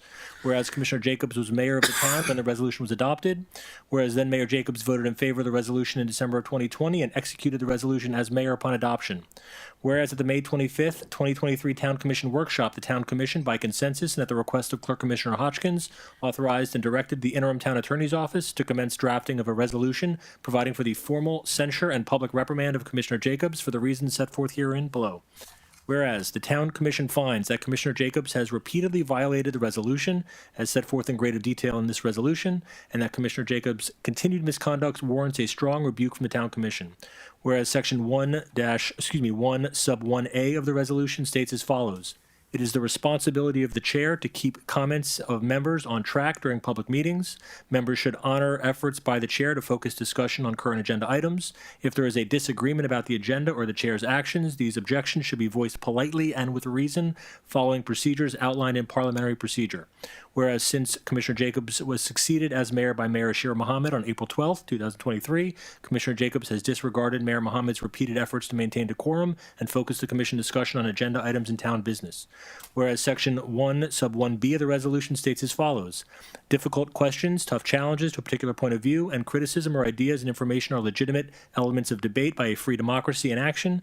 Free debate does not justify nor permit, however, public officials to make belligerent, personal, impertinent, slanderous, threatening, abusive, or disparaging comments about other officials, town staff, or members of the public. Whereas Commissioner Jacobs has repeatedly directed slanderous, threatening, abusive, and disparaging comments towards fellow commission members, town staff, members of the public at public meetings conducted in accordance with Section 286-011, that is the Florida Sunshine Law. Whereas Commissioner Jacobs, at such public meetings of the Town Commission, including regular and workshop meetings, has referred to fellow commission members as, quote, stupid and, quote, ignorant.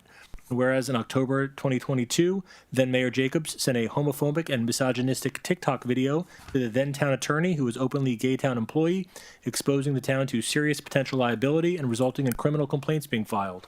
Whereas on April 12, 2023, the town's HR director made an impassioned presentation to the commission on behalf of, quote, current and former town employees who do not have a voice, raising charges of intimidation and retaliation against Commissioner Jacobs, accusing Commissioner Jacobs of attacking town staff and town officials on social media, whereas the HR director further raised allegations of, quote, a toxic and abusive behavior by Commissioner Jacobs and alleged that Commissioner Jacobs has created a hostile work environment in the town.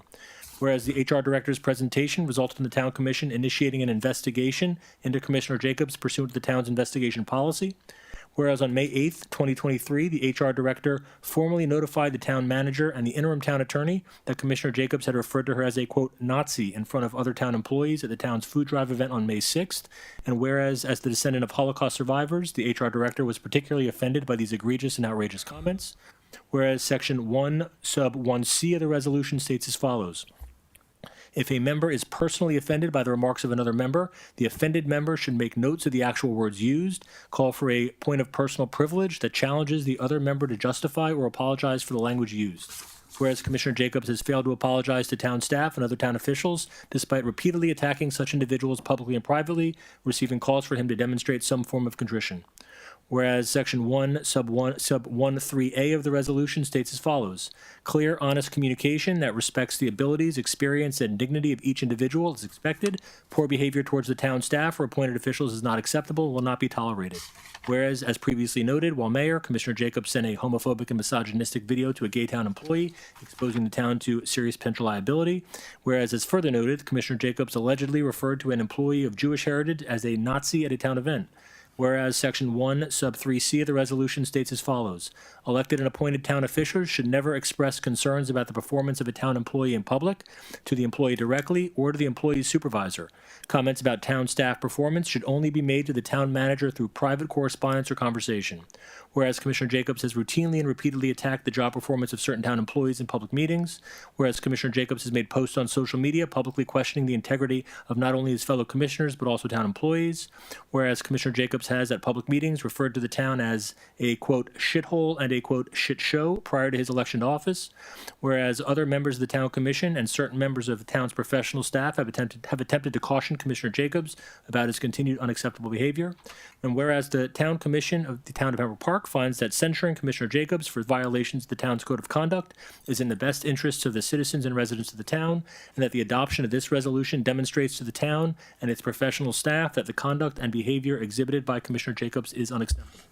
Now, therefore, be it resolved by the Town Commission of the Town of Pembroke Park that the aforementioned whereas clauses are hereby ratified and confirmed as true and correct and incorporated herein. Whereas, that 2, the articles of censure as detailed in the foregoing whereas clauses are hereby accepted and adopted by the Town Commission, and the Town Commission hereby finds that Commissioner Jacobs has violated the town's code of conduct as set forth in Resolution 2020-90. Section 3, that the Town Commission hereby formally censures and publicly reprimands Commissioner Jacobs for his continued unacceptable behavior and misconduct. Further, the Town Commission finds that Commissioner Jacobs' conduct is unacceptable, that he must maintain order, decorum, civility, and respect his dealings and respect in his dealings with fellow commission members and the town's professional staff. All resolutions or parts of resolutions in conflict herewith be and the same are repealed to the extent of such conflict. If any sentence, section, clause, or phrase of this resolution is held to be invalid or unconstitutional by any court of competent jurisdiction, said holding shall in no way affect the validity of the remaining portions of the resolution. And finally, this resolution, Mayor and Commission, shall become effective immediately upon its adoption. Unlike most action and most resolutions considered by this commission, Commissioner Jacobs has rights. He has legal rights, he is entitled to due process, and he is afforded and entitled legally to an opportunity to respond to each and every one of the allegations that are presented in the resolution this evening. I would defer to the mayor and to Commissioner Hodgkins, who is the sponsor of the item, and the item was prepared at the commissioner's request and at the commission's direction. I'd be happy to answer any questions that you have, Mayor and Commission. Thank you. Does anyone have any questions?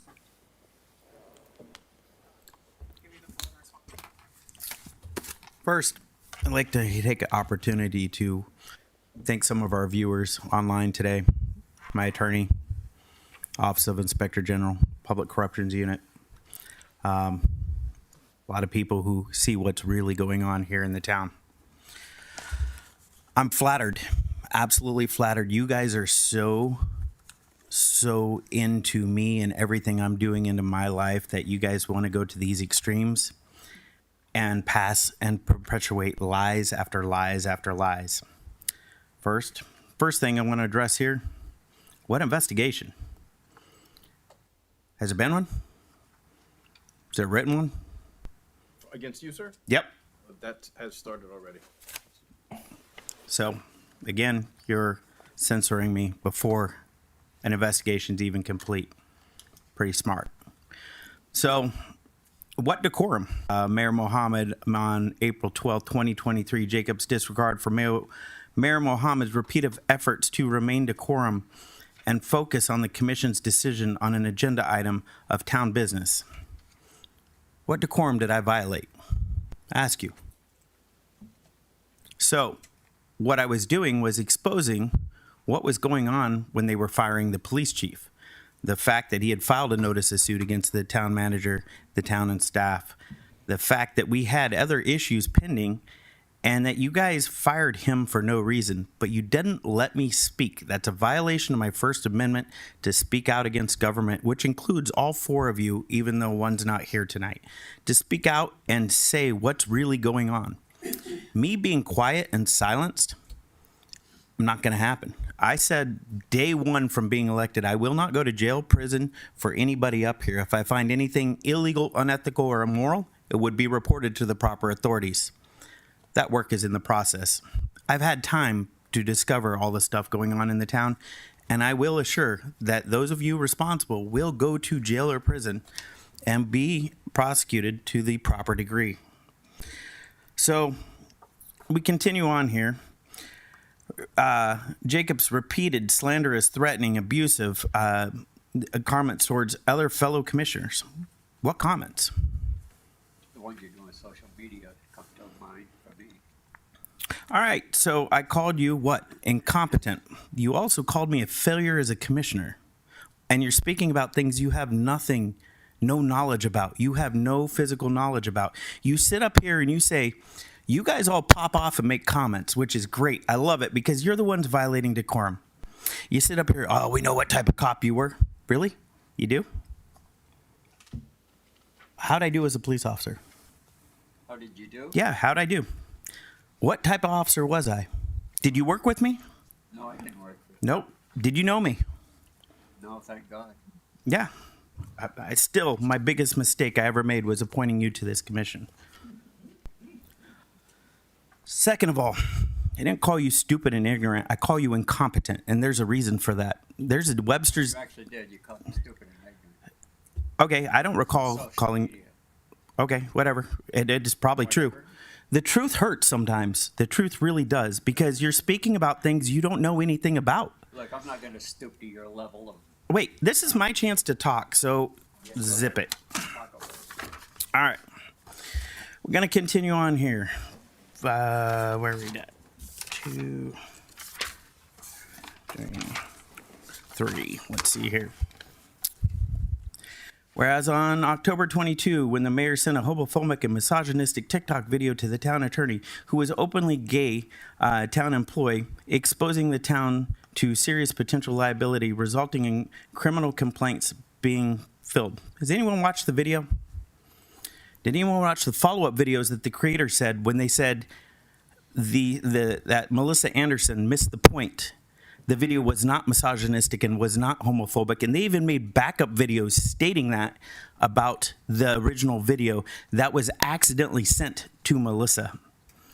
That video was talking about masculine women, how they act all strong and tough and act all big and bad, and then the moment that things don't go their way, they turn around and become the biggest victim that you can imagine. Oddly, that's the same thing Melissa Anderson did sitting up here. I recommended termination of her because she wasn't doing her job. She wasn't fulfilling the commitment we made. And my 3 priorities of dealing with people is show up to work, do your job, and don't lie. Moment you lie, I have no need for you. Those are the principles I live by when it comes to work. Melissa Anderson violated all of those. I recommended termination, and what followed was what happens all the time. They continue to make all kinds of false and malicious allegations. Town manager, how many complaints did I file against Melissa from her behavior after I recommended termination? I don't recall, sir. A lot. Would that be fair assumption? That was several. Several. Hold on. No.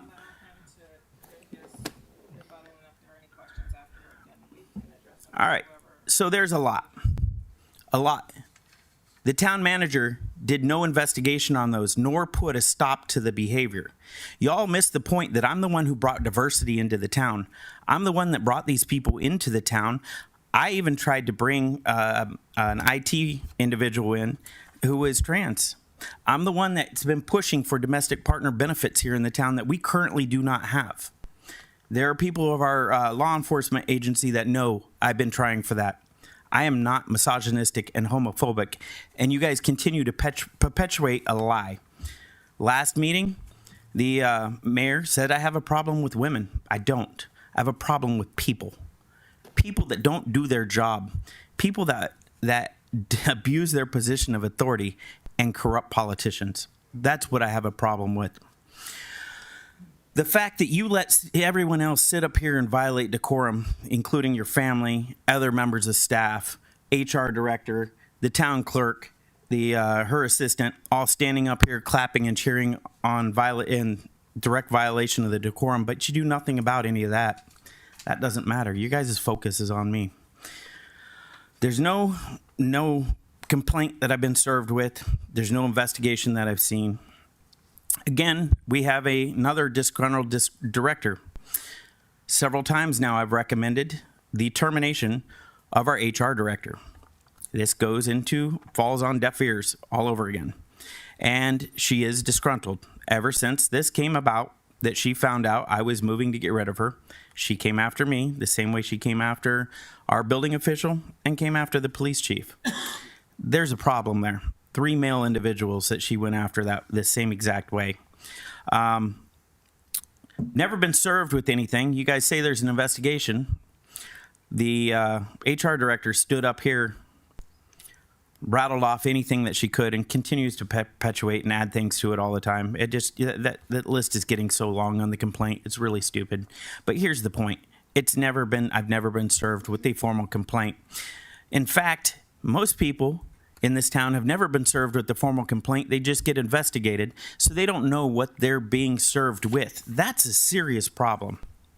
And that's also leading to a great deal of lawsuits that are being filed on behalf of staff. Let's see here. Says on May 18th, the HR director formally notified the town manager, the interim town attorney, and that Commissioner Jacobs had referred to her as a Nazi in front of town employees at the food drive on May 6th. That is not the 4-letter word I would use to describe you. First off, my family is historically Jewish. I attend a great deal of Jewish events. In fact, I was the one who brought up the Jewish American History Month that was read into the dais by the clerk commissioner here that the town mayor was not even going to read, which makes that a little on the anti-Semitic side. But continuing on, I don't remember ever saying that, and I don't think I've ever really called anybody a Nazi before. But there are other choice words, 4-letter words, that I would use to describe you, because you've hit that point. I'm not gonna. You want me to sit up here and lie? I'm not. I have integrity. But when you guys want to attack me and try and make me out to be anti-Semitic, just know I rode with the Israelis at an event just recently. Y'all don't pay attention to what goes on my Facebook page when you like to make allegations such. These are absolutely ridiculous. Again, I'm the one who brought diversity into this place. You talk about a former employee who doesn't have a voice. Well, let me tell you about that former employee. He used to come drive by my house, throw coffee on my house and vehicles, vandalizing my home. He actually admitted to stealing campaign signs during the election, and in fact, was your guys' campaign manager, or you guys all paid him on your campaign. But he was a former employee. During the time he sat in the office, he actually was running your campaign before the election even started. He left his information up there and passwords to your accounts. I have integrity and did not access any of those. But after he was fired, I saw it sitting on the desk. Again, you guys are getting repetitive, saying the same thing over, homophobic, misogynistic, which I am not. I never have been, never will be. I have friends of alternative lifestyles, and they're even offended that you guys continue to say this. Furthermore, I have a great deal of friends that are Jewish, and my family, again, I am not religious, but we do attend a lot of Jewish events.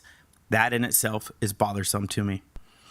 Being responsible for the directors here in town, that's what the commission does. And it says has routinely repeated attacked performance of certain town employees at meetings. The problem is you have to sit up here and you have to make decisions as a commissioner to terminate people or to keep people or to figure out. Now, we had a public works director here who continued to lie. He continued to lie to me. Things weren't adding up. I told the town manager about it. It took a town manager about 3 months to figure out that I was completely right. Town manager can't say otherwise. When it comes to every single one of these employees that I brought forward for their lack of work ethic, the former finance director that was not qualified for the position, who, again, had 4 violent outbursts in the town, was terminated, but they continued to keep him on board for an extra year, even after he made, again, malicious statements to me being anti-Semitic, which I am not. There is no proof. If you have it, please bring it forward and put it in this. So, as for calling the town a shithole or a shit show, that is 100% true. I do not, and will not say otherwise, because it was. It was, and we got a really good start for the last 2 years of bringing this place out of a shithole, making it to a functioning septic system. We never made it to a sewer system, but we made it to a functional septic system. And then now we're back where everything's falling apart all over again with the change of the commission. So yes, it is a shit show. Watching the you and the former vice mayor go back and forth on your little bit, and who's paying whose bills and who's doing what up here, that was just absolutely ridiculous. And who's doing what to who to get whatever. I mean, that's like the ugly side of politics, but we all had to sit up here and watch it happen. After you two were gone, this place got a chance to breathe. It got a chance to grow. We got a chance to get things and get this town back on track for a while. Now, it didn't get exactly where I wanted it to. I wanted a lot of these 8 grants that have been here since you were the mayor that were stagnant sitting there then, and they still are. So I pin a lot of this responsibility on the town manager for failing to act and failing to put a stop to the harassment by these directors after I've recommended termination and before they acted to remove these people. So I put a great deal of responsibility on you, JC. It was your responsibility to stop them and protect myself as well. If I was doing something to them, likewise, you should have stepped in on that as well. But that didn't happen. I'm the one who ended up being the victim of these continued harassment by these individuals. So I ask, as you go forward, how many zeros are y'all going to put behind this? Because right now you guys are collecting lawsuit after lawsuit after lawsuit for the actions you were making up here. And, you know, this town's going to fall apart because of the commission. The state's going to take over at some point the way it's going. It's ridiculous, but y'all don't see it. You don't have the knowledge. You haven't taken the time. You sat up here 2 years and still haven't got the knowledge to figure out what's really going on. You don't see it. But you guys are all focused on harassing me and trying to censor me and shut me up. But here's the deal. Free speech is, and our First Amendment is the greatest thing we have in this country, and our right to speak out against government. So I want to be very clear to the public, the OIG, the Public Corruptions Unit, my attorney, and everyone else out here. I will not be silenced. I will not stop. If I come across anything illegal, unethical, or immoral, it will go to the proper authorities. And there will be commissioners here that are going to end up in jail or prison. It's going to happen, along with former employees and commissioners. There was a lot of illegal activity that happened in the town of Pembroke Park. So silencing me, not going to happen. I have a huge social media following. You guys all are on my page. Y'all follow me. Y'all stalk me. I watch you. Again, I'm flattered that you guys add to it. So, but you're not gonna silence me. You will not violate my First Amendment. And I will always be here to clean this town up after you guys are gone. That's all I have to say.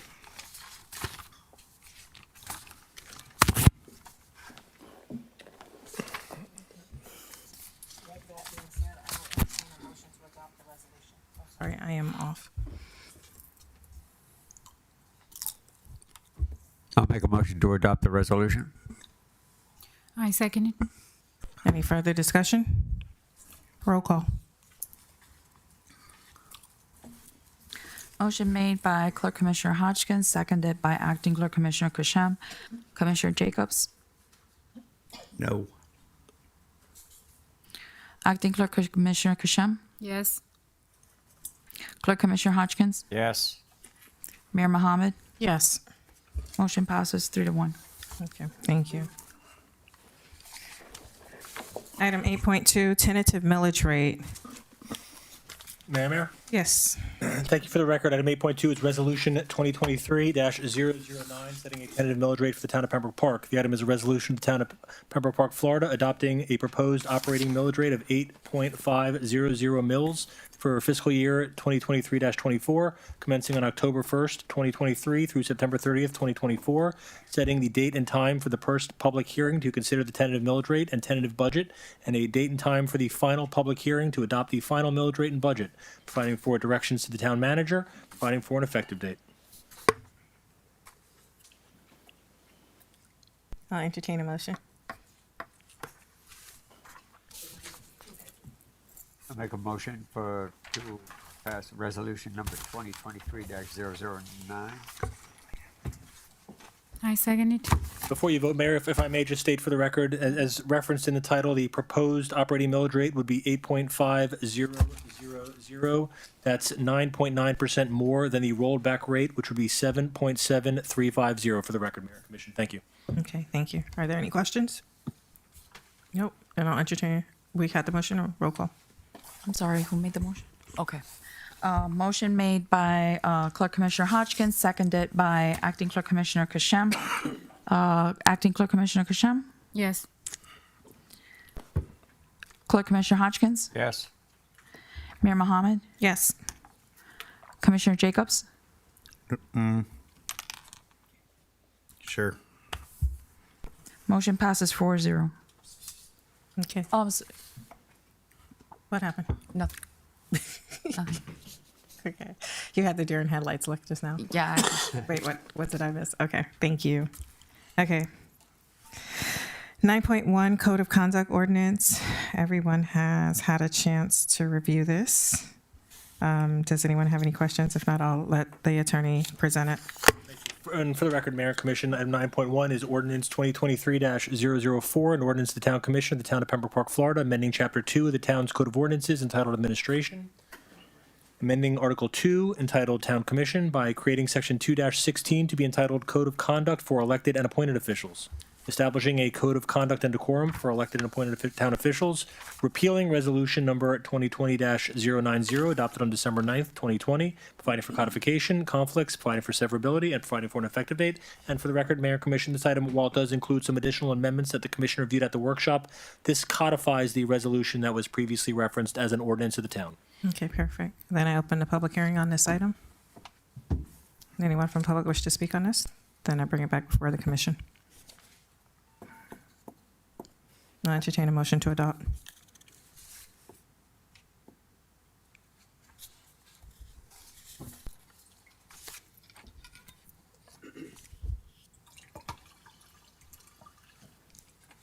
I'll make a motion to pass, let's see, we're at 9.1, 2023-004. I second it. Okay. Any comments? Further discussion? I think this is inappropriate. Okay. Any other discussion? Roll call. Motion made by Clerk Commissioner Hodgkins, seconded by Acting Clerk Commissioner Kusham. Clerk Commissioner Hodgkins? Yes. Mayor Mohammed? Yes. Commissioner Jacobs? No. Acting Clerk Commissioner Kusham? Yes. Motion passes 3-1. Set the second public hearing for what day? Be the your September meeting, whatever the meeting in September would be. The second and final reading would be Second reading. on September Second reading will be on, 7th. no, the beginning of September. Sorry, that would be the workshop, September 13th. My correction. Okay, September 13th. Okay, so second reading, September 13th at 7:01 p.m.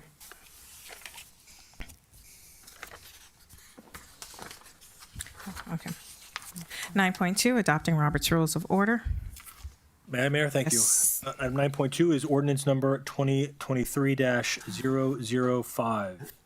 And for the record, Mayor, an ordinance of the town of Pembroke Park, Florida, amending Chapter 2 of the town's Code of Ordinances entitled Administration, amending Article 2 entitled Town Commission by amending Division 3 entitled Meetings, amending and clarifying the procedure for calling special and emergency meetings of the Town Commission, creating Section 2-43 to be entitled Parliamentary Procedure, establishing Robert's Rules of, excuse me, that should a typo, should be Robert's Rules of Procedure as the formal procedure for the Town of Commission meetings, creating Section 2-44 to be entitled Supplemental Town Commission Procedures, providing additional procedures for conducting meetings of the Town Commission, providing for codification, providing for conflict, severability, and providing for an effective date. For the record, Mayor and Town Commission, excuse me, Mayor and Commission, this item is consistent with what you saw at the town's workshop with a couple additional revisions that were requested both by the clerk's office and the commission. The clerk's office had a number of requests regarding Division 3, which spoke to the meetings provisions. We added a provision at their request to provide for the calling of emergency meetings, which were not previously addressed in the code.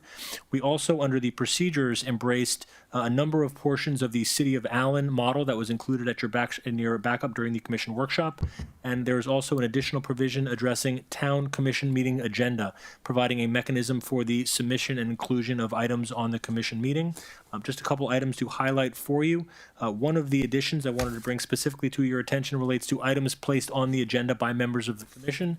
Subsection 12B states that members of the town commission may submit items for placement on the agenda. All proposed agenda items shall be delivered to the clerk at a minimum of 6 days before a commission meeting. These items are part of the notice and part of the agenda. No member of the commission may present more than 4 items at any meeting. Commission members adding items to the agenda must include sufficient backup to their item, including a fiscal impact along with an agenda cover sheet, which will be added to ensure the public has a reasonable understanding of the item's intent. The limitations on these items would not apply specifically to proclamations or keys to the town. I'd be happy to answer any questions you may have, Mayor or Commission. Thank you. Thank you. Is there any discussion? If not, I'm going to open a public hearing first. Okay, I'll open a public hearing. Does anyone from the public wish to speak on the matter? Then I close the public hearing and bring it back before the commission. You want to make the motion and then have discussion, or? Motion for 9.2, ordinance number 2023-005. I second it. Any discussion? No? Okay, then we will call the roll. Motion made by Clerk Commissioner Hodgkins, seconded by Acting Clerk Commissioner Kashem. Mayor Mohammed, Yes. Commissioner Jacobs, No. Acting Clerk Commissioner Kashem, Yes. Clerk Commissioner Hodgkins. Yes. Motion passes 3-1. Okay, we'll set the second public hearing for September 13th at 7:01. Thank you, Mayor. Okay. 9.3, ordinance 2023-006. Thank you, Mayor and Commission. The item is an ordinance of the town of Pembroke Park, Florida. Let's see, amending Chapter 24 of the town's Code of Ordinances entitled Taxation and Finance to create a new Article 4 entitled Fire Protection Special Assessment, to authorize the levy, collection, and enforcement of a fire protection special assessment of the town, creating new sections in the town's Code of Ordinances as follows. Section 24-110 entitled Intent, 24-111 entitled Findings of Special Benefit, Section 24-112 entitled Authority, Section 24-113 entitled Definitions, 24-114 entitled Collection and Enforcement, Section 24-115 entitled Initial Assessment Resolution, Section 24-116 entitled Public Hearings, 24-117 entitled Notice Requirements for Public Hearings, Section 24-118 entitled Preparation of an Assessment Roll, 24-119 entitled Final Assessment Roll, Section 24-120 entitled Preliminary Assessment Resolution,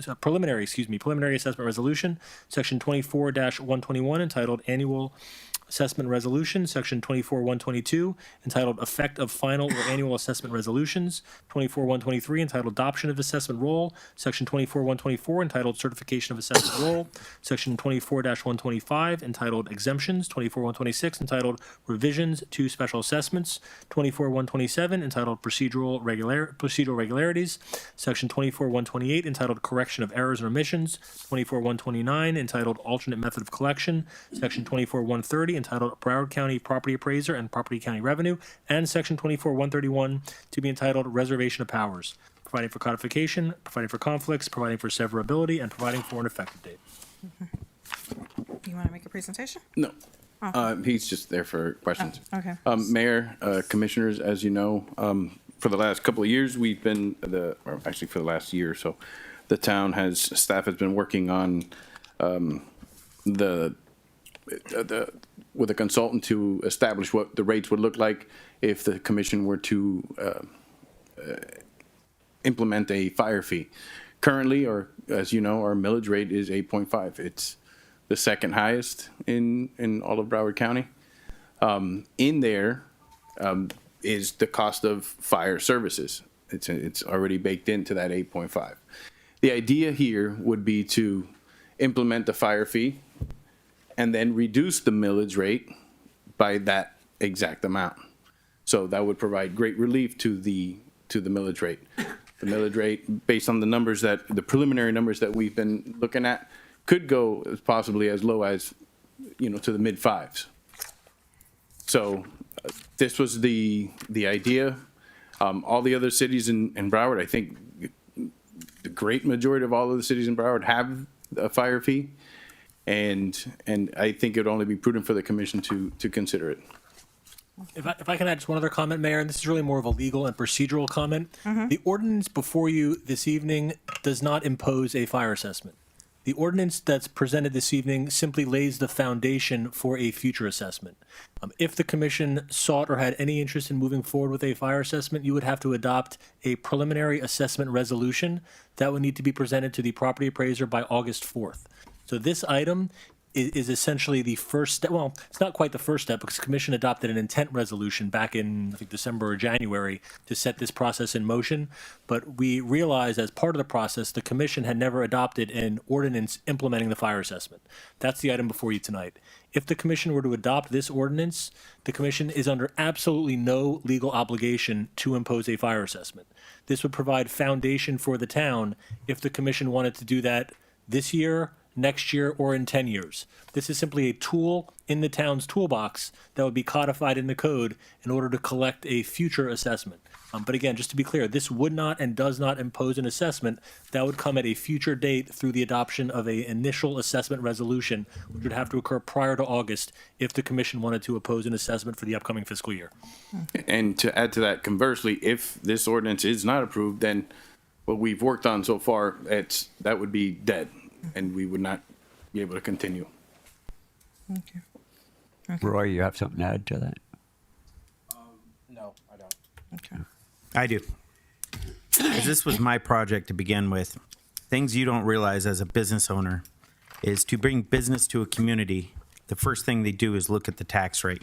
Our tax rate being the highest in Broward County, or one of the highest in Broward County, prevents new businesses from wanting to do business in the town of Pembroke Park. They see that number and they freak out because it's a lot of money. An 8.5% tax rate is really high. By doing the fire fee, which every single business is used to seeing, the fire fee, pulling it out of the ad valorem, reduces our ad valorem packs down to 5, 5.5, somewhere in there, wherever it should be. And the fire fee is a normal fee that almost every municipality charges. So when a business is looking at a town to open up business, which is 3/4 of the town of Pembroke Park, a key factor is that millage rate, that tax rate. They're used to seeing the fire fee. That's just a given. Everybody pays it. But when it comes to the millage rate, you look at the millage rate and it's at 8.5, even though it includes the fire fee, people don't look at it that way. They look at that. We have one of the highest millage rates in Broward County. So no one wants to do business here. Look at how many vacant lots we still have in town. We made a lot of progress.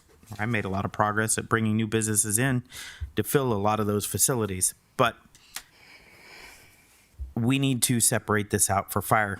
That's the first side of it.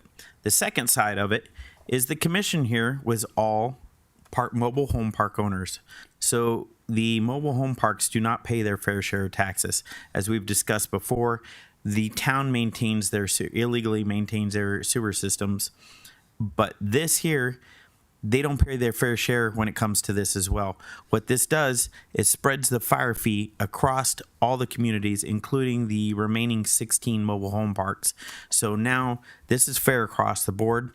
for the 8 single-family homes, the apartments, the condos, the mobile home communities, and the businesses that we have here in town. So all this does is make the tax fair. It puts a fire fee in place, which is a pass-through. No one makes money on it. It's exactly what we pay every single year. If BSO raises our rate 5%, the fire fee goes up 5%. The thing is, when it's in the millage rate, guess what we have to do? We have to raise the millage rate.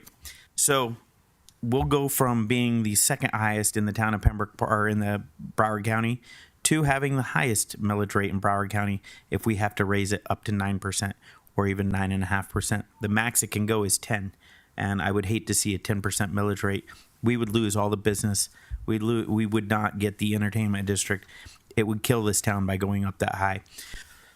I believe it's in the best interest of the town to go forward with this, to find out what it's actually going to be, pull the fire out of the millage rate, and go forward to at least see where we're going to be at. So it's in the best interest of the town financially and fair across the board with all the other residents, businesses in the town. So that's what the whole point of this is. It looks better on paper having a 5% or 5.5% millage rate versus an 8.5%.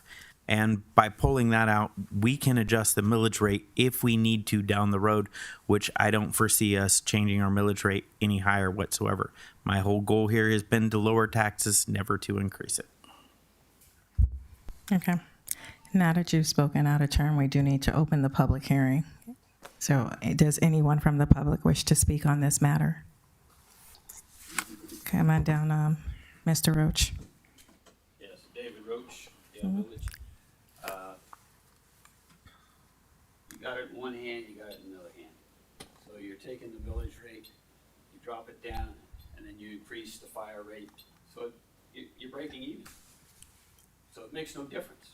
The money is there one way or another, and it's ridiculous with all the little things that I mentioned earlier about all these procedures you have to go through, and you have to have public hearings, you have to redo it every year, you have to pay for first-class letters to go to every resident in Pembroke Park every year, and you have to have it by a certain amount of time beforehand to be able to do this. So you're talking a lot of work, plus every single resident has to be on now a separate billing thing for the town of Pembroke Park. It's ridiculous.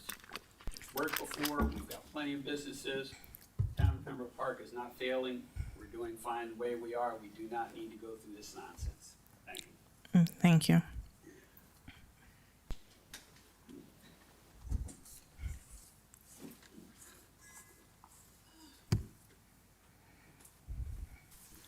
I am just going to repeat what I said earlier. You had other residents here from Pembroke Park that had wanted to speak out before, but they didn't say anything because they felt that we had already covered it.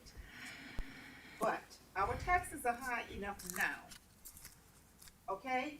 And as residents of Pembroke Park, I'm repeating myself, they are below poverty, at poverty level or poverty, the households. We cannot afford to go any higher. So I'm hoping that you will consider and not go forward with this. Thank you. Thank you. Okay, so I'm gonna give a little history of the town. The town did not have a lot of businesses. Currently, the town has 700 businesses. The previous administration promised these businesses that we would never implement a fire fee because unfortunately fees are not deductible via taxes. Taxes are. So when these businesses came into the city, the commission took a stance that we would never implement a fire fee. We would do an all-inclusive millage rate. If you look up North New York, we do not have a separate fire fee. Other states do not.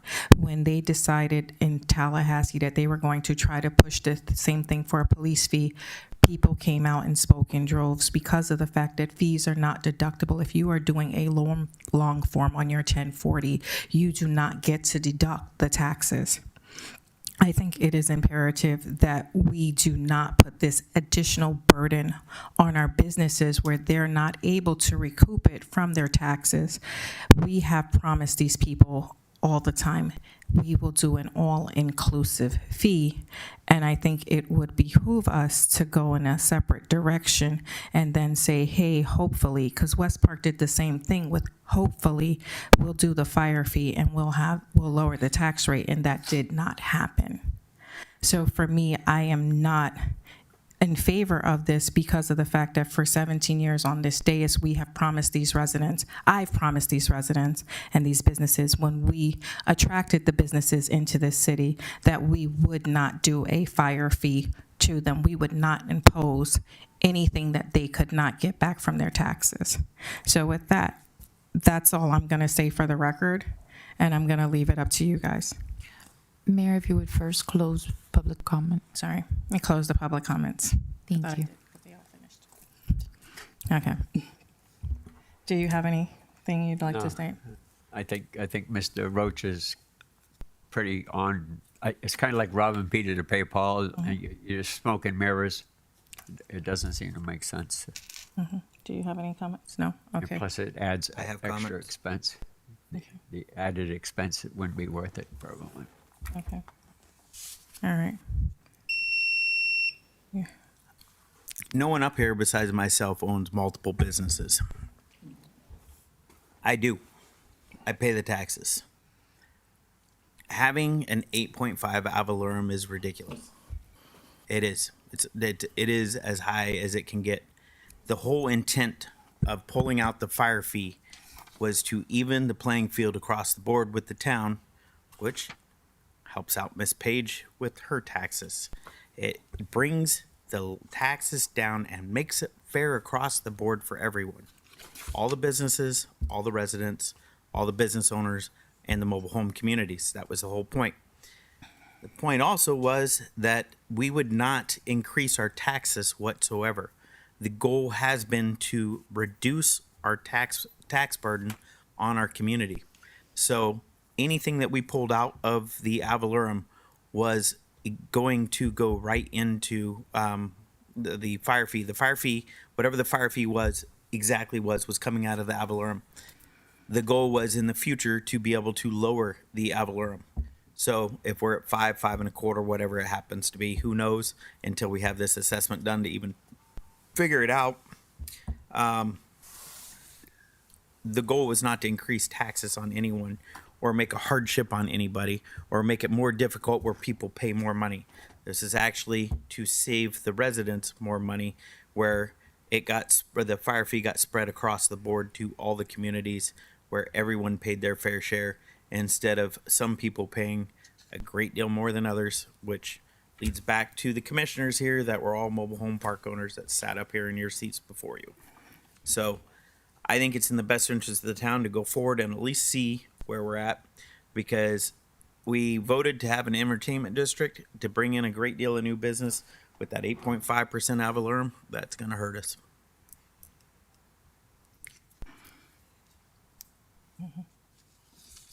Would there also be with the fire fee, aren't you just like saying, well, we're not going to charge you this, but we're going to charge you that? No, what it does is it does, as Mr. Roach explained, it pulls it out of one and lowers this number and moves it over to the other. So you're still paying the same. Some people are paying the same amount. Some will be paying less.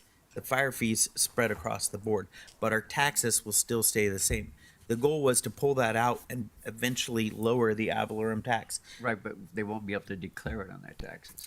That is correct, and that was actually every stated. Single year on what you can write off and what you can't.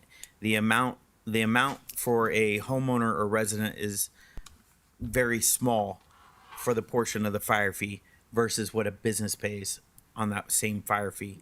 This is based off square footage. Unless you live in a 400,000 square foot house, which I know you don't, because I sure don't, and that they pay a great deal more than someone who lives in an 1,100, 1,500 square foot house, or home, or even a 900 square foot home. Okay. We have tiny homes in town. Is there a motion to adopt this? If not, we're going to move on. Make a motion to adopt Resolution 2023-006. Is there a second? I seconded. Is there any further discussion? No. Okay. Then call the roll. Motion made by Commissioner Jacobs, seconded by Acting Clerk Commissioner Kashem. Commissioner Jacobs? Yes. Acting Clerk Commissioner Kashem? No. Clerk Commissioner Hodgkins? No. Mayor Mohammed? No. Motion doesn't carries. die, but doesn't pass.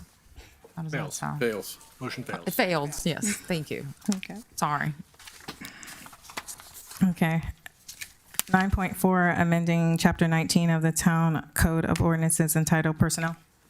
Mayor, thank you. Yes. For the record, ordinance 2023-007, an ordinance of the town of Pembroke Park, Florida, amending chapter 19 of the town's code of ordinances entitled Personnel, amending Article 1 entitled In General by creating section 19-1 to be entitled Adoption of Personnel Policies and Procedure Manual, adopting and incorporating the town's Personnel Policies and Procedures Manual by reference in the town's code of ordinances, deleting conflicting provisions of chapter 119 of the town code, providing for codification, providing for conflict, severability, and providing for an effective.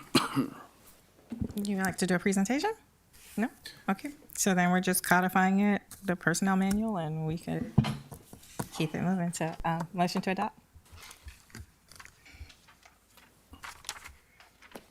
Yeah, I'll make a motion to codify ordinance number 2023-006. Second. I seconded. It's 007. Sorry, 007. Oh, I'm sorry.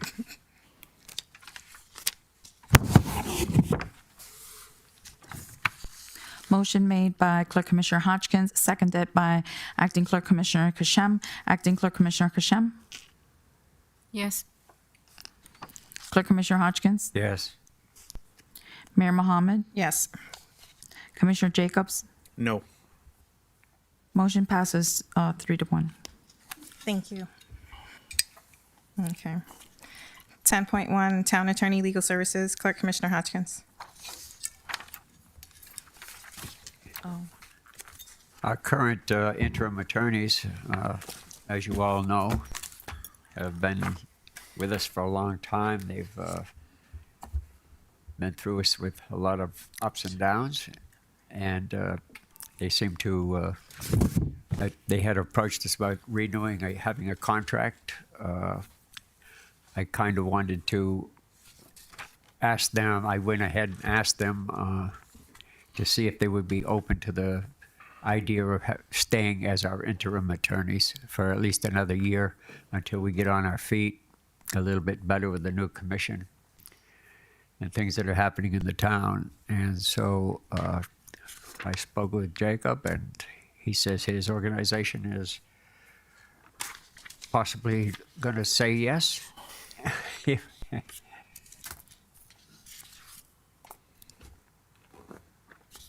Is that a question? No, it wasn't. Yes. Did your organization agree that they would be willing to do something like that? Thank you, Clerk Commissioner. And just a couple, comments, if I could, for the record. I certainly respect and appreciate the Commission's decision at the workshop to go out to bid for legal services. You may recall, following the workshop, we sent an email to the Mayor and the Commission acknowledging that direction, certainly respecting the direction, advising the Commission that if and when the Commission went out to bid for those services, we did not intend to submit a response to that proposal. And that's due to some internal discussions that we've had at our end, and again, with all due respect to the Commission. As I also said in that email, at the end of the day, our relationship with the town is not governed by a contract. It's governed by the rules that regulate the Florida Bar. I know the mayor can certainly appreciate that. We would never leave this commission, this client, this town, or any client that we represent without legal coverage. The commission has provided direction to your administration to issue a solicitation for legal services. My understanding is that direction is moving forward over the summer.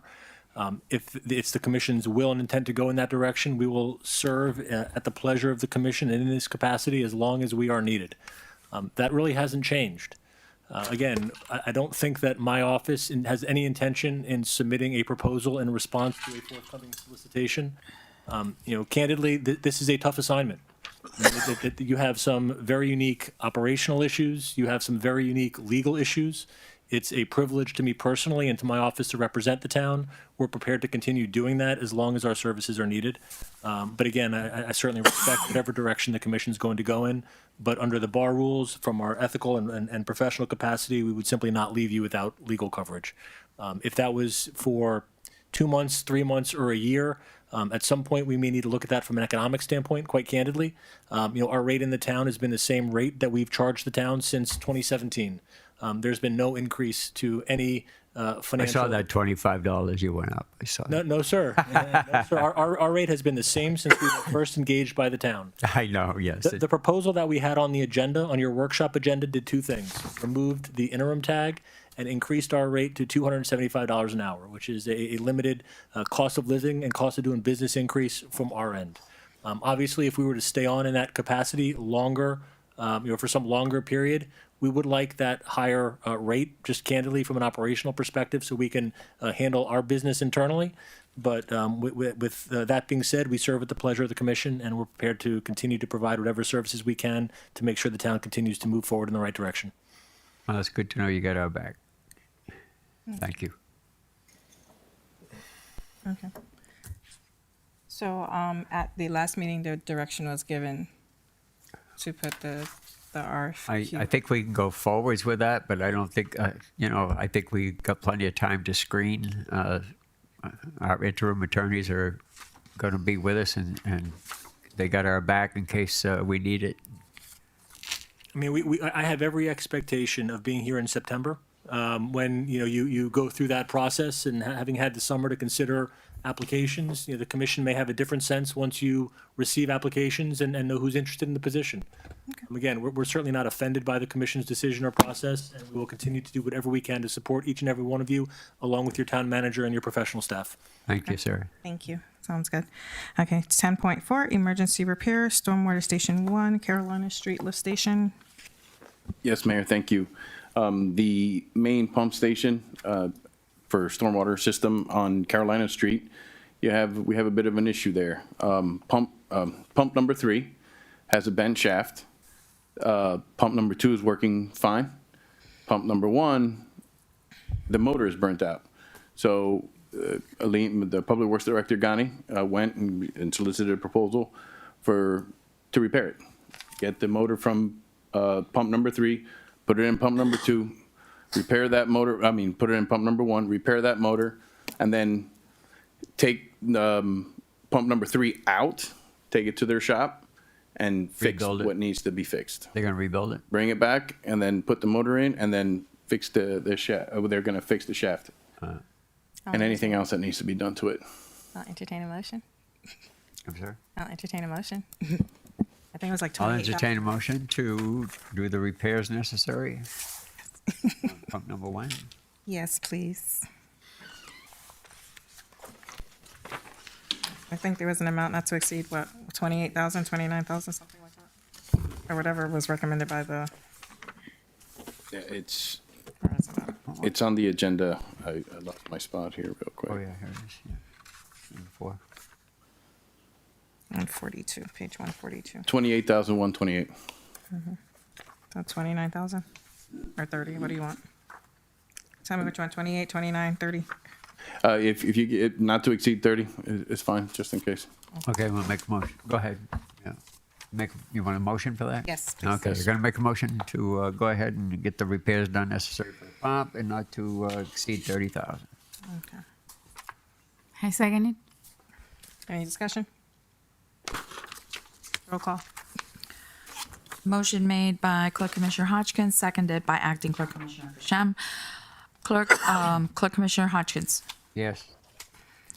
Mayor Mohammed. Yes. Commissioner Jacobs. No. Acting Clerk Commissioner Kashem. Yes. Motion passes 3-1. 10.7, Florida League of Cities Conference is August 12th, 10th through the 12th. For those who are interested, please let the staff know. I don't know what the amount is, to not to exceed,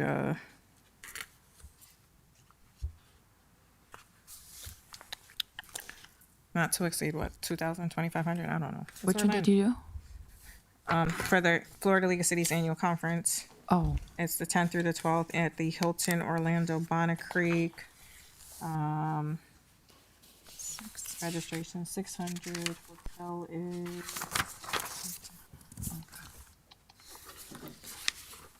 I need to look it up. Tell us how much. I don't know. Madam Mayor, Yes. Yes.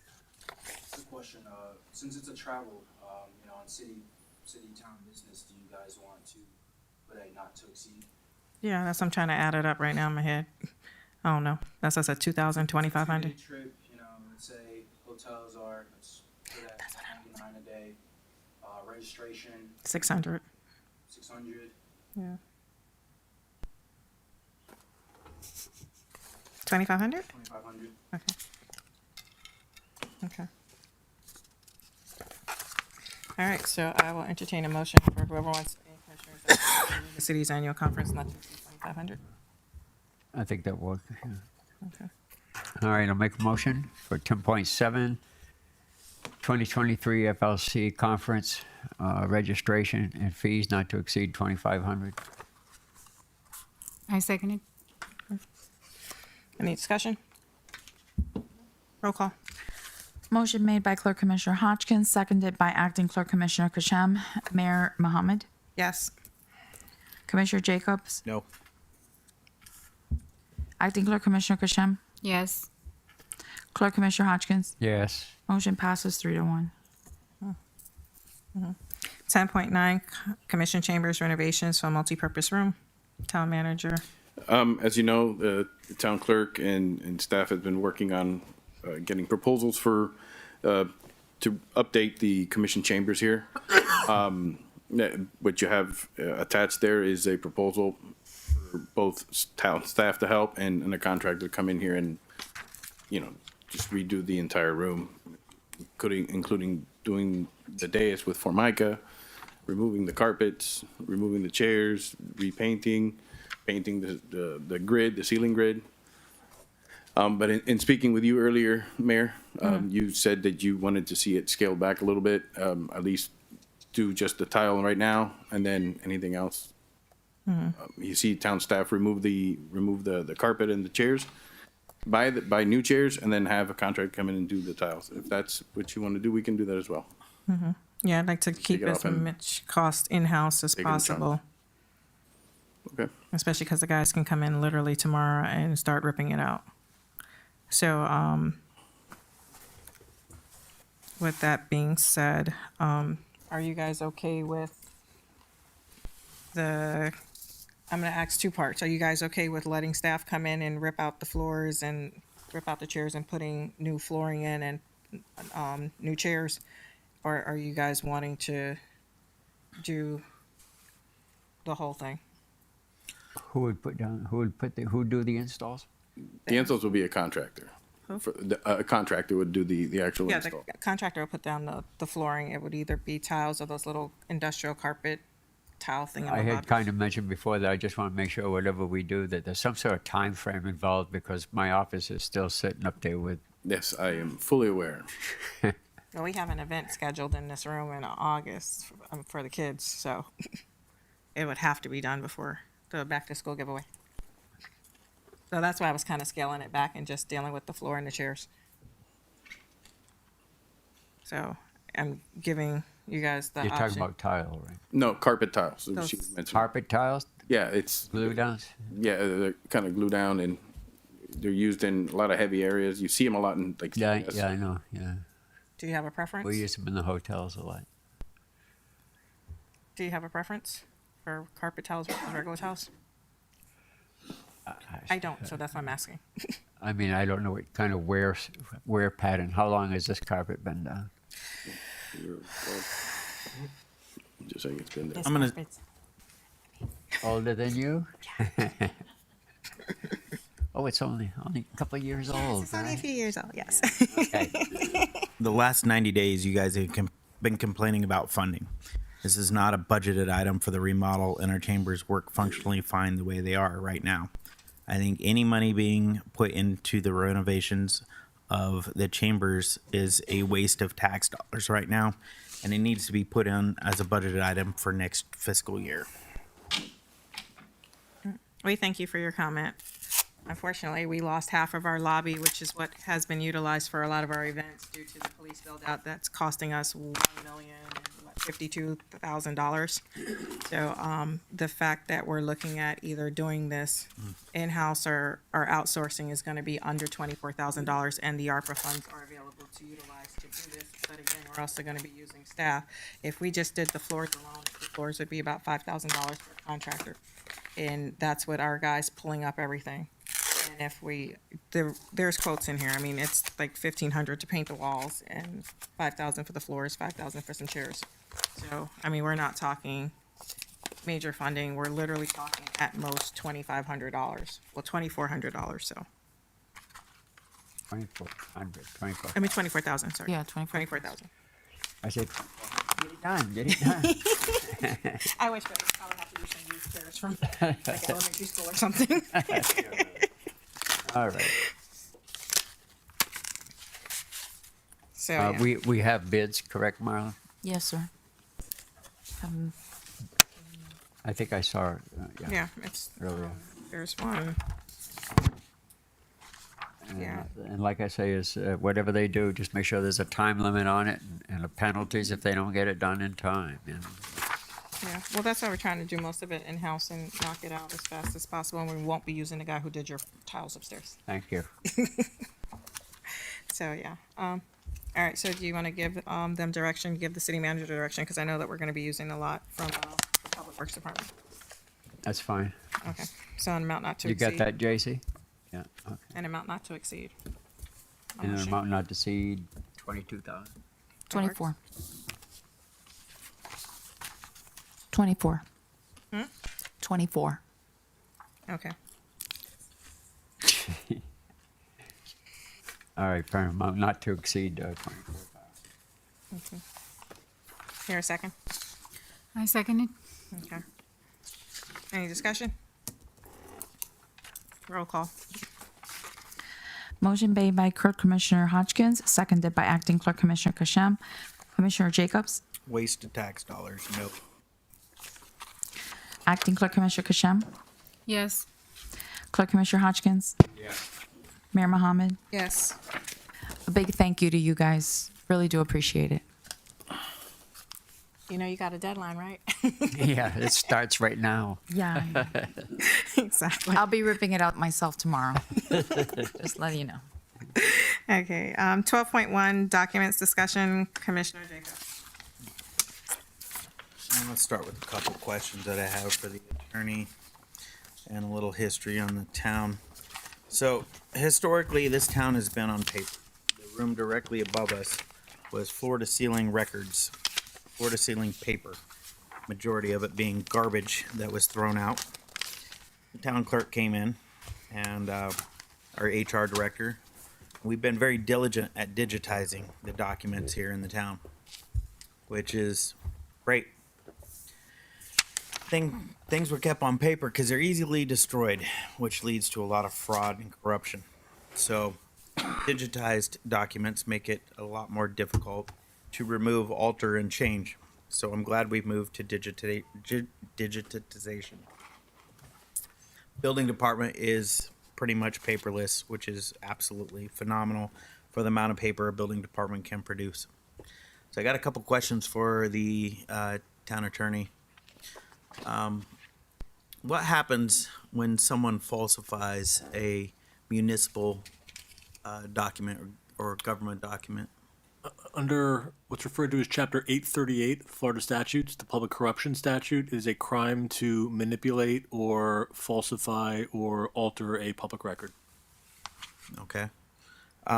What about an election or vote, manipulating and falsifying a vote on behalf of the commission? Does that still fall under the same thing, or is that an added charge? It might. I would need to look at that candidly. Again, you talk about falsifying. Well, intent would be part of it. but clearly falsifying or changing a public record unquestionably is a crime. Okay. I'd like to bring something to the commission's attention. So, you guys have seen the hostility with the town clerk and myself since you guys came back. That never happened until she became aware that Ashura was going to become or be back on the commission. And then the brown nosing or whatever you want to call it started. But back at the commission meeting on May 10th, when the police chief was fired for no cause, about 1 hour and 17 minutes in the video, which is pretty critical. You guys should go back and watch. You could see the aggression from the town clerk towards me. That was the moment the mayor was mashing the mallet and gavel, trying to shut off my microphone and silence me and have me removed. At the same time, the town clerk was trying to have me arrested for trying to tell you what was going on and the backstory with the police chief. Completely inappropriate on both of their behalves. I think that in itself violates decorum. But we'll go on to the vote. Vote's pretty interesting. So I requested the voting tally sheet, which is this document right here from the town clerk where she keeps that document. The reason why I did is after reviewing the meeting, which I review every single meeting, I noticed that the town clerk didn't let me vote. She also attempted to silence me. And when it was my turn to vote, I was apologizing to the police chief, and the town clerk jumped right over the top of me and went right over to Mosfika to ask for her vote. At the same time, she entered into record that I voted no. If you go back and watch the video, you will realize I did not say yes. I did not say no. The town clerk didn't even give me an opportunity to vote. So that's falsification of records right there. Again, shows that our minutes aren't correct because I never got an opportunity to vote. The town clerk silenced my vote, and it shows intent. So I'll be seeking criminal charges against the town clerk for falsifying municipal documents and also silence me on the vote. That will be sent to the proper authorities to be handled. I'm not going to let this stuff happen. You guys think I'm going to tolerate any of this behavior from y'all? I'm not. So I want to go to another document that I have as well. So this is the document Bill Hodgkins read at the last commission meeting. Does this look like your statement that you said?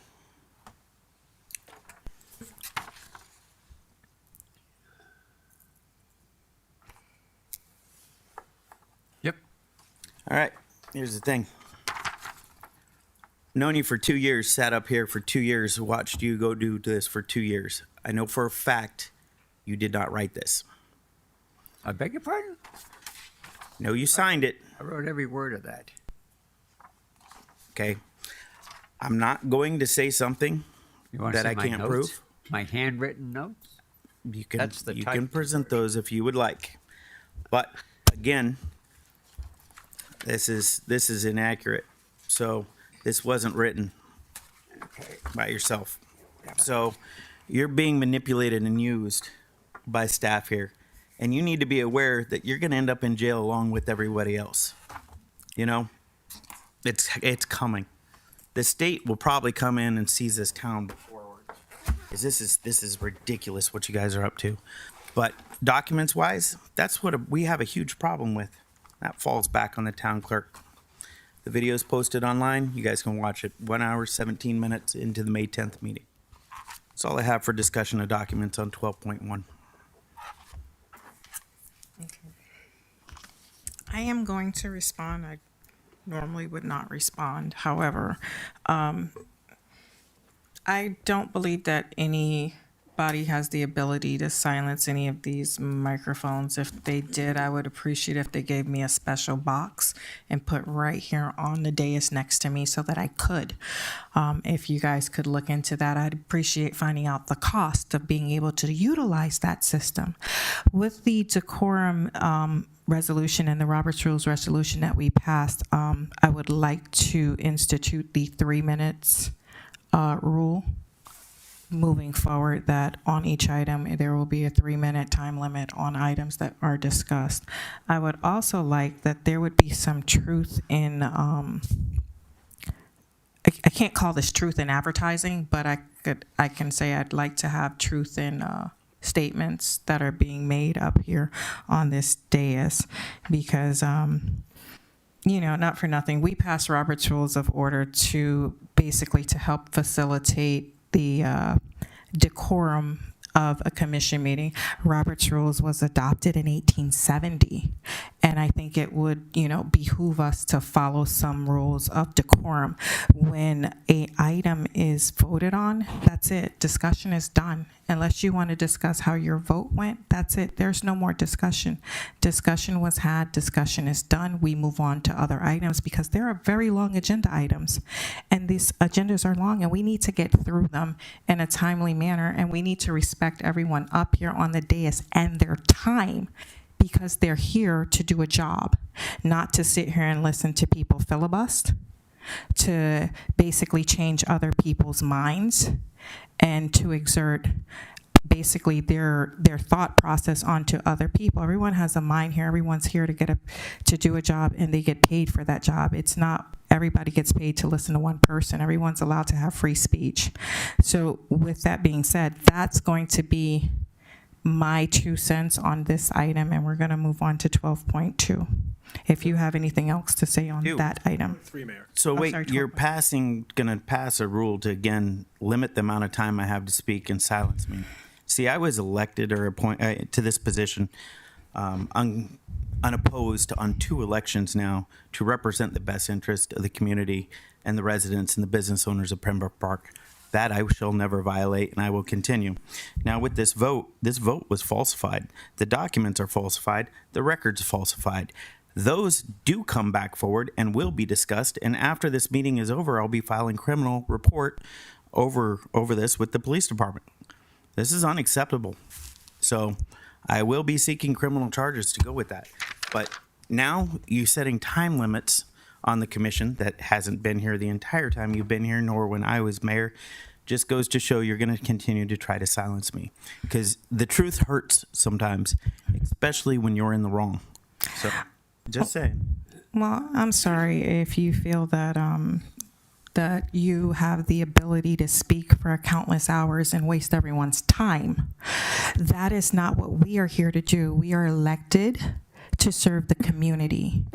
The community has needs, things that need to be discussed, things that need to be addressed, like flooding. Instead of having conversations on personal attacks, we're going to move forward with actually addressing the items that we're actually paid to do, and that's serving this community. So with that being said, every municipality has some form of rules in place. Robert didn't come up with this in 1870 for no reason. He came up with this for a reason, and that was to promote fairness and to facilitate decorum and improve decision-making ability. And that's on the first page of Robert's Rules book. So if you would like to get a copy, I'd like to direct the clerk to get copies of Robert's Rules for everyone so that they can actually basically get a copy, which basically says Robert's Rules. It's to assure fairness, facilitate deliberations, improve decision-making. You know, it's basically so that we can run the meeting effectively and efficiently and not to waste people's time. So if you would like to get a soapbox and stand at the corner and rant and rave, you are more than welcome to do that. It will not infringe upon your free speech, but right now we're here to pay to get a job done. And that's what we're supposed to do. So there is a time, place, and mannerism like you did not want to discuss last time on free speech, and it's not here. You're here to do a job. You're here, you're paid to do a job. And we need to focus on getting that job done. Okay, so we're going to move forward. I mean, I don't know how Hodgkins feels about the fact that you're sitting here in his mind telling him what he wrote from what he didn't write.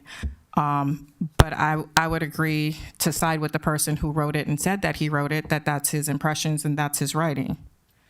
I don't think it's fair for you to sit here and basically say that he didn't do something when he said he did it. All right, so with that, we're going to move on. 12.3, Town Manager Questions. Your item. All right, Town Manager. This was back to my statement earlier. How many complaints have I filed with you over directors that I've recommended termination to and those relentless attacks I've taken? It's a lot, sir. I don't know exactly how many. And what have you done with them to put a stop to it? Sir, if I think you're in the wrong, I think you're in the wrong. And I've told you on a number of occasions, hey, you're going to have to cool it. But you didn't listen, okay? So I apologize that I didn't open up investigations against every single person in this building because you disagreed with them or something happened. But in those particular cases, I've told you, hey, those are directors, talk to the commission. Because you said they need to be fired. Speak to the commission. Never use that. It's not complete probation. How many times have I recommended the HR director? We've discussed the HR director since she's came on here. She has not worked with me since she's been here. It's been like, oil and water the entire time. She has refused to work with me. You've talked to her about that. And then that was it. And it just got worse from there, and it's continued to get worse. But here's and I've recommended that she's not working in the best interest of the town. I've also recommended her not complete her probationary period. Sir. Have I not? Yes, you said that, but I have to remind you, you are one of 5 up here. At the time, it was one of 3. You are one of 5 right now, sir. Now, one of 5. But this started last year. And it continues, and you still haven't put a stop to it. Insubordination multiple times, and you still haven't put a stop to it. The behavior, you haven't put a stop to it. You've let it continue.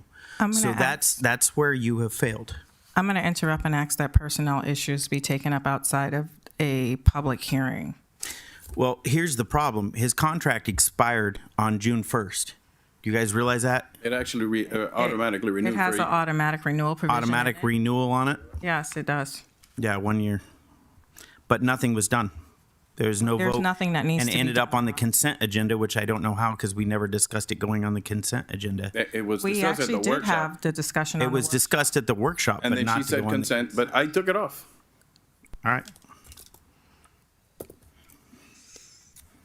Okay. 12.4, food drive discussion. Who's running the food drives now? Based on the minutes from the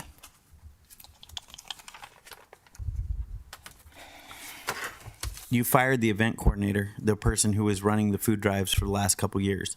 So my question is, what staff member is running the food drives? I believe Mayor's going to answer that question. No, I'm just gonna, I saw it in the minutes. It was actually on the bottom of the minutes where it basically said that you, with Joy, would be running the food giveaways. So we've took that as the fact that you said that on the dais during a commission meeting that we took it to be you. And you fired the events coordinator the morning after you fired the police chief. Okay, So we have no events coordinator. The events coordinator is the one who solely puts these food drives together. well, that's So not, I'm asking who's putting the food drive together now? Actually, we have an events committee now, and the mayor is part of that events committee. And when did that come about? That started, it's a staff committee, and it recently started. And we're just tackling all the events as they come one. That never came before the commission? It just all of a sudden popped up. Here we go. We have it. The mayor's going to be on it. And the rest of the commission is unaware of this entire situation? Well, she's the mayor. I'm gonna stop. The mayor is a symbolic position. I'm gonna stop both of y'all first. Form of government with 5 equal commissioners of 5 equal power. Am I not allowed to answer? You are. Okay, are you finished then so that I can actually No, answer? I'm not. The titles that everybody has up here are symbolic titles. This is a commission form of government with 5 commissioners with 5 equal power. Things come before the commission. Lately, they haven't been. Things like this have all of a sudden popped up, but not come before the commission for approval. The commission's the one who makes the decisions, not the mayor. This is not a dictatorship. Again, it's a commission form of government. Not one person gets to sit up here and make the decisions. It's on behalf of all 5 commissioners. Okay, so now are you finished? Done. Okay, thank you. So number one, as far as the food giveaway is concerned, you stated on the meeting under comments on the April 26th meeting that you and Joy Brown will be handling the food drive and that you would be doing it the first Saturday of every month. That is what was stated on the record, that that was your baby and that you would be handling it.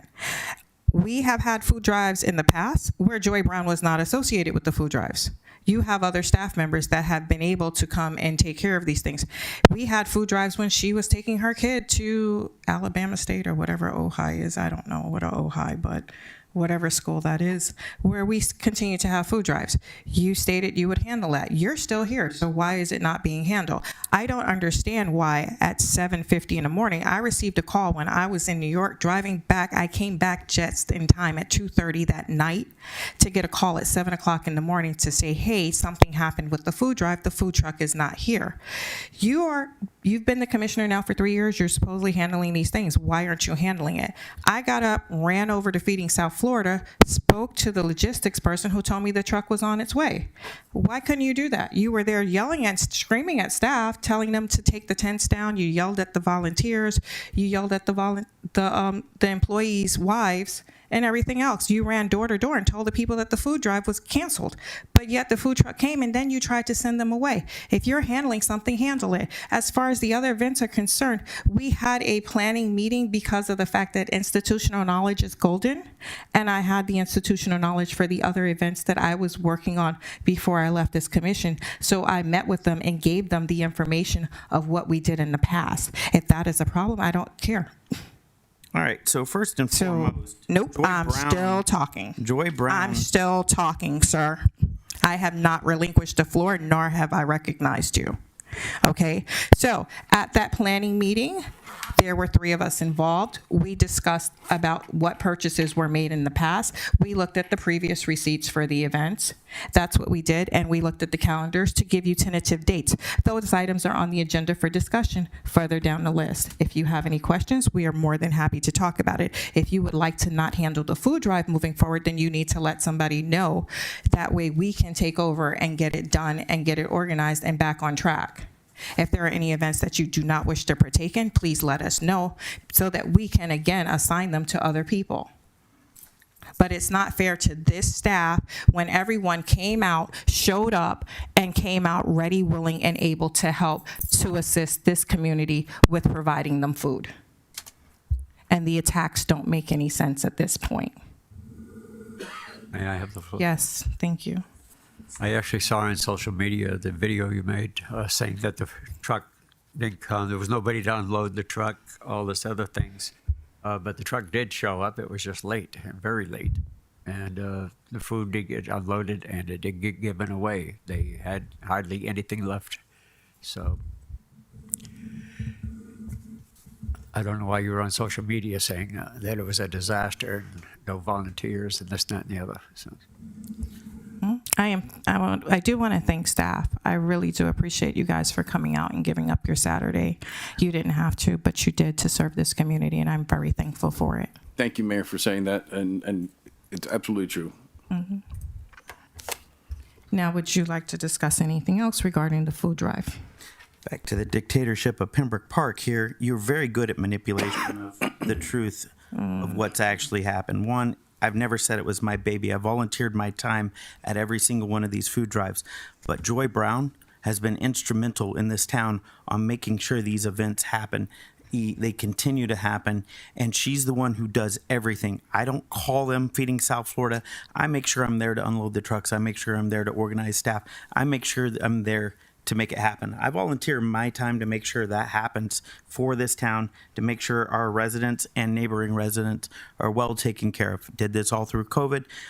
Every time The events coordinator has been solely responsible for this, but you guys fired her. We had nobody to manage it. The one town employee was called by the volunteers while we were there, and she said she was not coming. She was in bed. She wasn't coming down to take care of it. Not going to mention who that employee is, but that employee kept saying it was mine, it was mine. Well, with no event coordinator or anyone putting it together, how's it mine? I didn't even know what was happening because our event coordinator, you guys fired for no reason whatsoever. So this is the problem. You guys are getting rid of the good people. You're systematically dismantling the police department. You're causing a divide by putting 2 chiefs in. I got a letter the other day resulting in the issues that's going on because of this commission. This town's going to fall apart, and it's a result of this commission that is going to happen. But these food drives, again, staff has always put the food drive together. I show up and I take care of everything else that needs to take care of from a commission's point of view, okay? That's the way it's done. The food drives, if you guys want to run them, you got a new committee. Apparently, I've been removed from everything. You've taken me from everything. You don't want me involved with anything. And because of that, I thought I wasn't on the food drive. I still handle the community farm.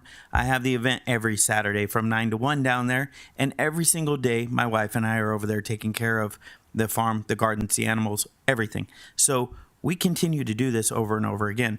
But when it came to the food drive, you fired the event coordinator, had no one to put it together. No one even told me about it, that it was even happening. So I figured you guys just dropped it and said it wasn't happening. But I'm not going to have staff sitting here bad-mouthing me, saying that it was my fault, my responsibility when it came to that, because it wasn't. I've never done it. That's not been my responsibility. My responsibility has been from the commission, representing the town, and making sure our residents had food. You could go back and watch that video of the interaction between you and I. It's online, and then you'll see there wasn't yelling. It wasn't yelling. It was communicating, something that apparently no one around here seems to do. I'm sorry, but people don't really, use F-bombs repeatedly when they're having a conversation with me. And at that meeting, at that interaction, you dropped the F-bomb on me more than 10 times. So that definitely wasn't a conversation. That was you yelling and screaming at me to the point where one of the volunteers actually wanted to file a complaint and asked me to leave because they did not appreciate the way you were talking to me. Well, I'm going to call bullshit on that one. So whatever. You got the video. It's a live feed. It's still on my page. I You can actually watch have it the video before you did the live, so therefore, it was funny because when you went live, you actually stopped cursing, but before you went live, you were using the F-bomb like there was no tomorrow. I speak the way I speak. I thought I was on a Unfortunately, unlike you, I don't change my point of view in front of a camera. I act the same offline as I do online. I am who I am. So let's move on to 12.5. Well, I would like to make sure that we are clear moving forward that you will no longer be involved in the food giveaway and that we can reassign that to staff. You guys have a new committee. No, but you stated on the record, and so that's why I would like to have clarification moving forward so that we are not confused on this item, that you are not involved in the food giveaway and that you are relinquishing that as one of your projects. I love helping out my community. Well, then you can continue doing that then if that's the Making sure case. they're fed. But here's the thing. This has always been run by staff since I've been here. The commissioners don't run it. The staff puts the entire event together. I take care of everything on scene when it happens. That's why I did it all through COVID. That's why you did it all through COVID. The way we ran this thing, and it ran functionally well for a very long time. So I don't call it my baby at all. I don't call anything my baby except for my actual baby. Okay. So we're going to just clarify for the record again, because, I just like to keep the record clear. And you've removed me from everything. Why not that? I've been doing food drives in the city since basically 2013, 2014. Joy was not here 2014, 2013. Staff and the commissioners do work together hand in hand. That's how we get things done. If you think that your job is just to stand there and micromanage or just direct That's not what happens at a food drive. We have worked together. We pull on hands on deck because of the fact that it requires everyone's hands. During COVID, no, stop. When COVID happened, I did the food drives. As soon as I left, you stopped the food drives, okay? This community did not get any more food after that. That's number one. So please make sure you clarify that for the record, because after I left this dais in 2020, there were only 3 food giveaways, okay? Whereas I was doing them every single week during COVID. That's something that needs to be stated for the record and not be dirtied or muddied with incorrect facts. Second of all, we all take our hands in this food drive. When Joy's not here, Lucy steps up. You had that girl, April, what was her name? Anna? Ashley? Ashley. You had Ashley doing the food drive for a while, for the 3 months that she was here. There was even an issue where the truck couldn't even get in touch with her. So don't sit here and say that, oh, it was only Joy, because Joy was only here from 2020 on. And we've been doing that food drive since 2014. Okay, so please make sure that when you state the facts, you state them correctly for the record. Now we'll go ahead and move on. Insurance fund, what do you have on that one? All right. Well, my social media speaks for itself of me working at food drives, unloading trucks. You standing around is what you do. You keep deflecting on me of everything you don't do. So insurance funds. JC, we've discussed this many times. We've never got to the bottom of it. Under Assure's administration, we had insurance fraud happen when it came to the cover and awning for the playground equipment that's completely destroyed out in the park. The town was given a check for $56,000.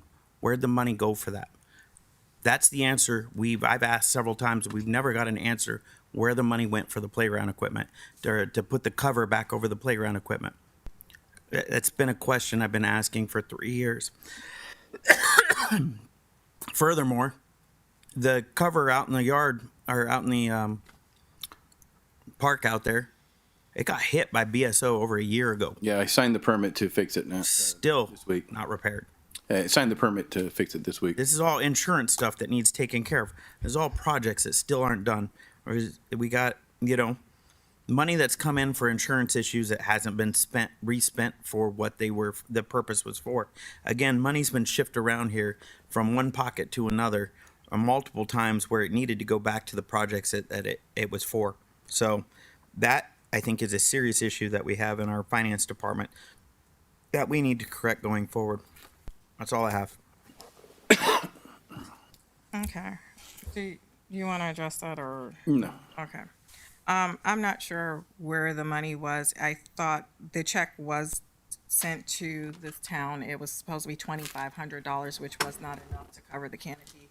As far as what happened after that, I'm not quite sure, but I know that the funding that was sent for the replacement canopy did not cover the canopy, and there was no money to have it done. I don't know what you did during your last 3 years of administration on it, but that's something that you would have to answer, because I wasn't here. I was in California, New York, and Hawaii.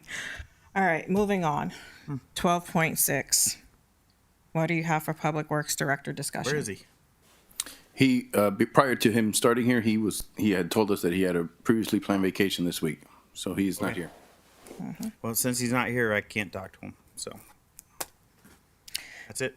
12.7, future events, Acting Clerk Commissioner Kishim.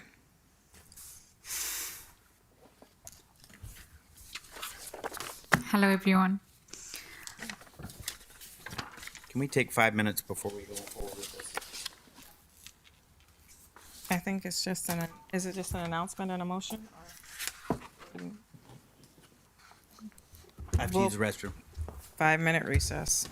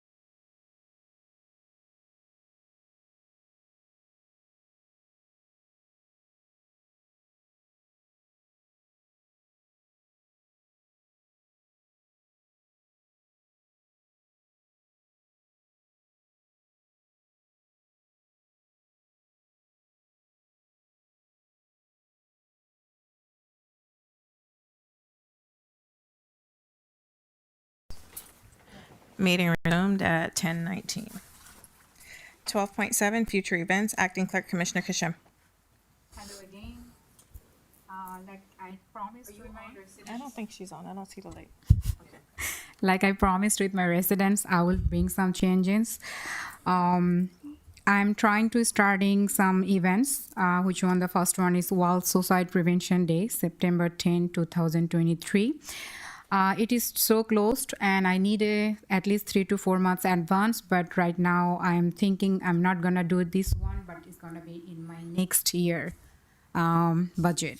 But I just want to, suicide prevention is dear to something my heart. I will bring for a proclamation in September looking to places to next year budget as an event. Global Diversity Festival.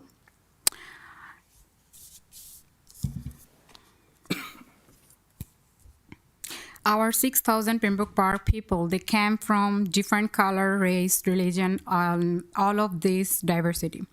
I want to bring the community together and build up a relationship with my residents, and I want the Pembroke Park, it's gonna be without any raising against gender, color, and race. Diversity Culture Program, this item, I am looking for your support to add to the next budget this event. This event will be month of October, celebrating our multicultural community. Every year, I will choose 3 countries and try to bring their culture to show up in our residents. And my third one is a small business program, small business support programs. To have a meet and greet events for small business in our community, small business, initiatives to work with our local business.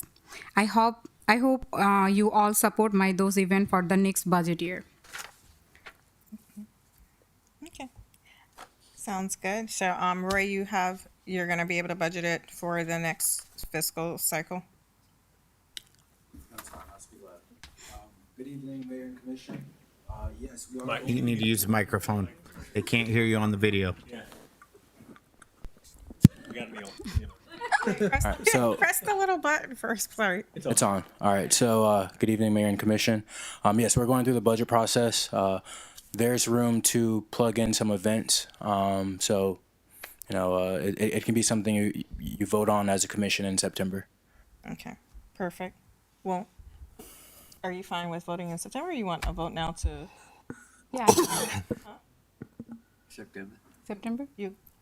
Okay. Because what did you say, October?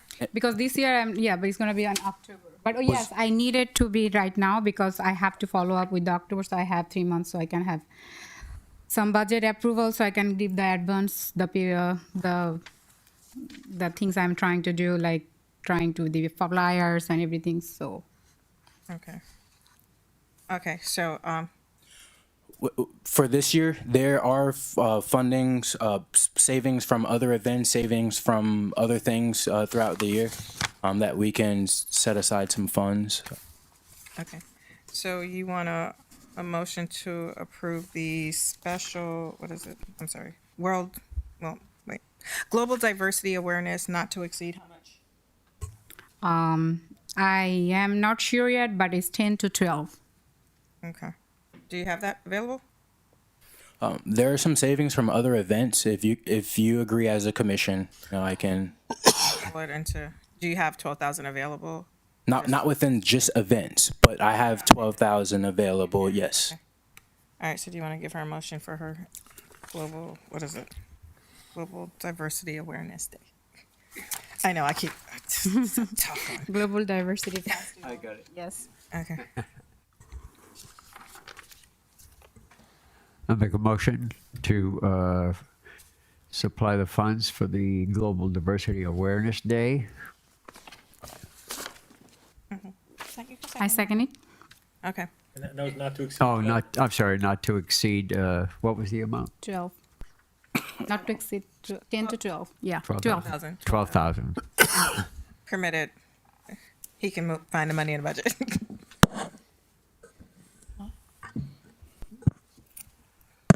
Okay. You good with that? Yep. We good? You need a second? She seconded. I did. Are you okay? Any discussion? No, that's a great deal of money for an event to be spent. So that's all I got to say. Well, it's multicultural. Hopefully, it will inspire a lot of people. Okay, roll call. Motion made by Clerk Commissioner Hodgkins, seconded by Acting Clerk Commissioner Kashem. Acting Clerk Commissioner Kashem. Yes. Clerk Commissioner Hodgkins. Yes. Mayor Mohammed. Yes. Commissioner Jacobs. No. Okay. So I missed 5.3, which are the proclamations. I'm going to read them by title only unless someone needs something written out or read out. If not, or title only. Yes, here we go. We have a proclamation celebrating Juneteenth Day. We have a proclamation for Code Enforcement Officers Appreciation Week, and we also have a proclamation for Pride Month for the month of June. Yay. Okay. Attorney comments? Thank you, Mayor, Commission. I know it's getting late. I just have a couple quick comments and items for the commission. The manager, as you will recall, pulled a proposed settlement with Dr. Robert Levy from this evening's agenda. We've had some conversations with the town's special counsel, Chris Stearns, in that matter, and under Chapter 286.011, which is the Florida Sunshine Law, I'm obligated to request what's called a shade session. It's one of the limited opportunities that the commission can meet in a closed-door session to talk about litigation and specifically settlement opportunities associated with litigation. Under the statute, I have to request that publicly, which I'm doing this evening.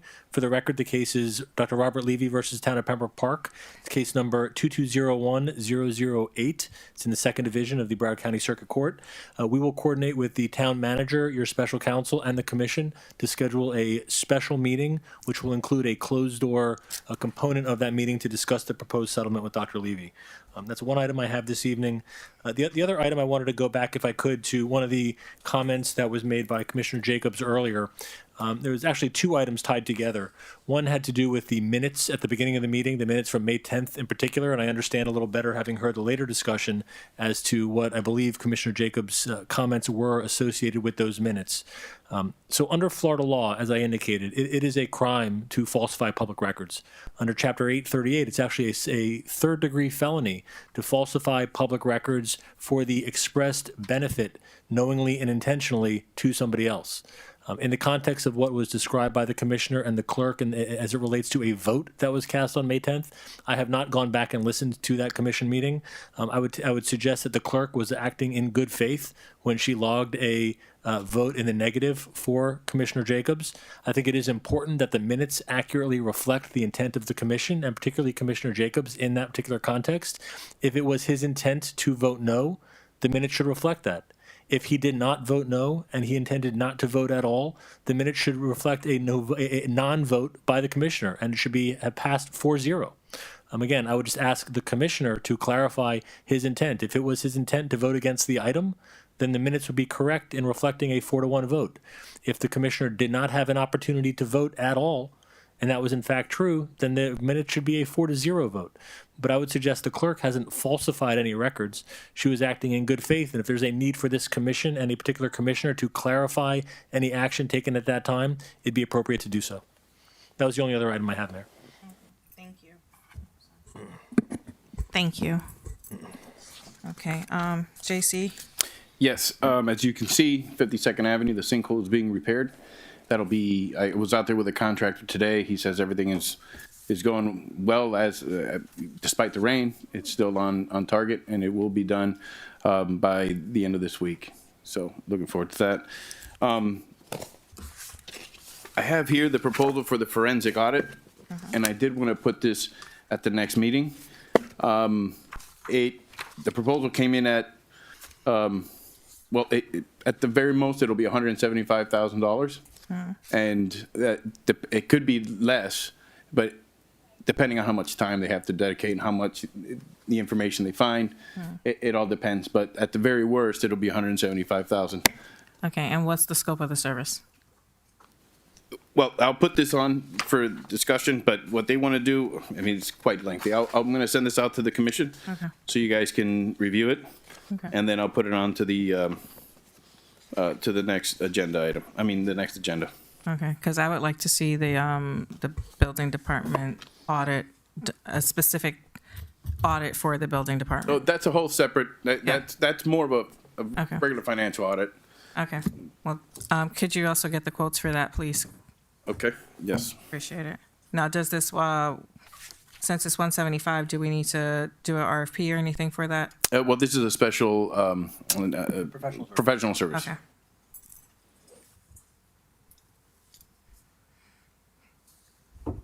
And that's for 20 years?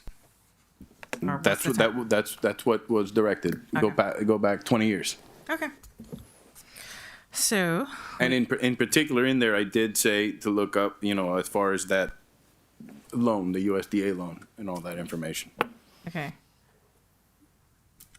Listen, the records are there. I've, like I said, I find it comical that we're looking at records that are sitting there that just need to be read. I'd rather spend the money and direct it on stuff that we actually need to utilize it on. But if we have money to waste on looking at records that are sitting there with the USDA, like the USDA would not do something correctly as it pertains to a loan.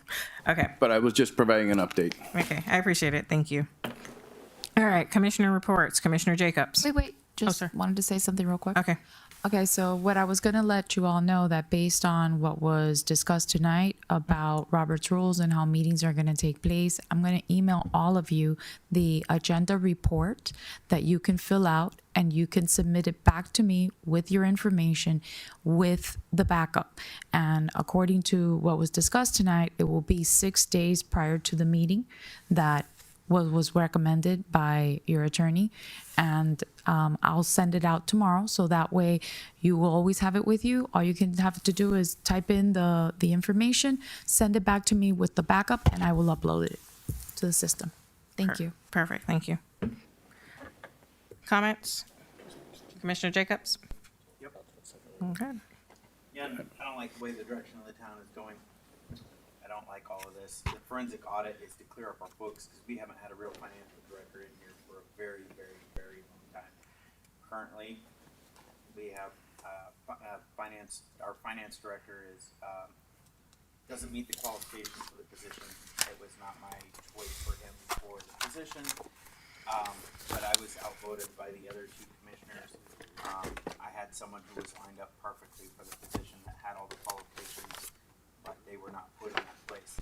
So the town's records financially are a disaster, and this financial audit is definitely going to clarify what's happened in the past, where we're actually at, and how to proceed and go forward. So I believe the financial audit is a complete necessity for the town of Pembroke. Also, had an interesting phone call from several members of the media over a news article that came out that the sheriff has met with you and the commissioners that I spoke of before, that everyone's denied, but the sheriff says you guys are in conversation with them. Town manager said that conversation's never happened here on the dais because it hasn't, but the sheriff is up there saying it has, that they're having a conversation with the commissioners and the mayor. Again, I think there's some serious sunshine issues going on here in the town. Within the first 90 days, you guys have all been in office. I think this is a huge problem that we need to get stopped right away. So, but the sheriff did me a favor, which is kind of shocking. I backed up exactly what I said at the previous meeting. So, I still think it's a huge conflict of interest for the Citizen Scribe, $1,500 of our tax dollars going to the Citizen Scribe, with you running that as a self-proclaimed immigration attorney. I know you say it's not a conflict of interest, but I'm looking at it that that's tax dollars going to a scribe where you have posted on the internet that you're an immigration attorney, even though you sat up here and said you're not an immigration attorney for a Citizen Scribe. And I think that's a huge conflict of interest. I don't think we can do it. Anything else I could think of? No. For the month of July, or going June, July and August, the community farm will be closed on Saturdays. There is not nothing that really grows so much. So the community farm will just be maintained for those 2 months. But come September, it will be open to the public. There is a handful of residents that have volunteered to continue to step in and pull weeds and help out, but it won't be open. Currently on the website for Hands on Broward, it already had it scheduled for those 2 months off, which works perfectly to keep keep everything going out there, but nothing really grows during those 2 months. So, and what does will continue, and there's a handful of people that will be taking care of it. That's all I have. Acting Clerk Commissioner Kisham. No comments. Commissioner Hodgkins. No. I really don't know whether to dignify your comments with a response. I am an attorney. I went to law school. I have a law degree. Yes, I can practice in anything I want, from immigration to traffic tickets to suing people for discrimination and slanderous comments and libel. I have the ability to practice in anything and everything that I want to. The citizenship drive is being sponsored by the town in conjunction with FLIC, the Florida Immigration Coalition. I am not even a registered volunteer because I did not want to have any perceived conflict of interest with you regarding that. So we actually don't have enough volunteers to help with the event right now. I do not practice immigration law. I actually have for the past 2.5 years work for Concilio, which is a law firm that specializes in lawsuits with the Department of Defense, which has nothing to do with immigration. We also do cases like, most of my cases are based out of Delaware in the Delaware Chancery Court, and it has nothing to do with immigration. So with that being said, I would appreciate if you have any attorneys that would be willing to volunteer for our citizenship drive to make it a success. I would be greatly appreciative, since we have 20 people who are registered and they are in desperate need of volunteers to fill out and help them with their citizenship applications. So I don't know what else to tell you. I don't know what I can say or do that would basically shut you up regarding my career choices and my private life. The city is sponsoring this event, and cities sponsor this all the time. There's actually 3 of the same events going on throughout the county on the same day this Saturday. So I hope to see you there and actually helping and assisting your residents, since you claim to care about them so deeply. So with that being said, I'm going to go to announcements. There is a citizenship drive this Saturday, June 17th. We are appreciative to any volunteers and to any attorneys that would be willing to help assist in filling out citizenship applications. We also have a special magistrate hearing scheduled for Wednesday, June 21st. We have the workshop for August 23rd. The back to school giveaway is tentatively set for August 12th. The fall festival is tentatively scheduled for the 28th to the 29th. The health fair is tentatively scheduled for November 4th. The Thanksgiving giveaway is tentatively scheduled for November 12th, and the toy giveaway for December 16th. If there is anyone who would like to volunteer to help with any of these events, all hands on deck, we'd be greatly appreciative of the help that we can get, and also sponsorship. With that, if there are no further comments, and I do want to say, Rashana, I am greatly appreciative that you came out on Saturday to help with the food giveaway. We appreciate your hands, and also all of our officers who did come out to help make that event a success. We appreciate it. We appreciate those that actually help in the community. With that, I thank you, and I will entertain a motion to adjourn. I'll make a motion to adjourn. All in favor? Aye. Aye.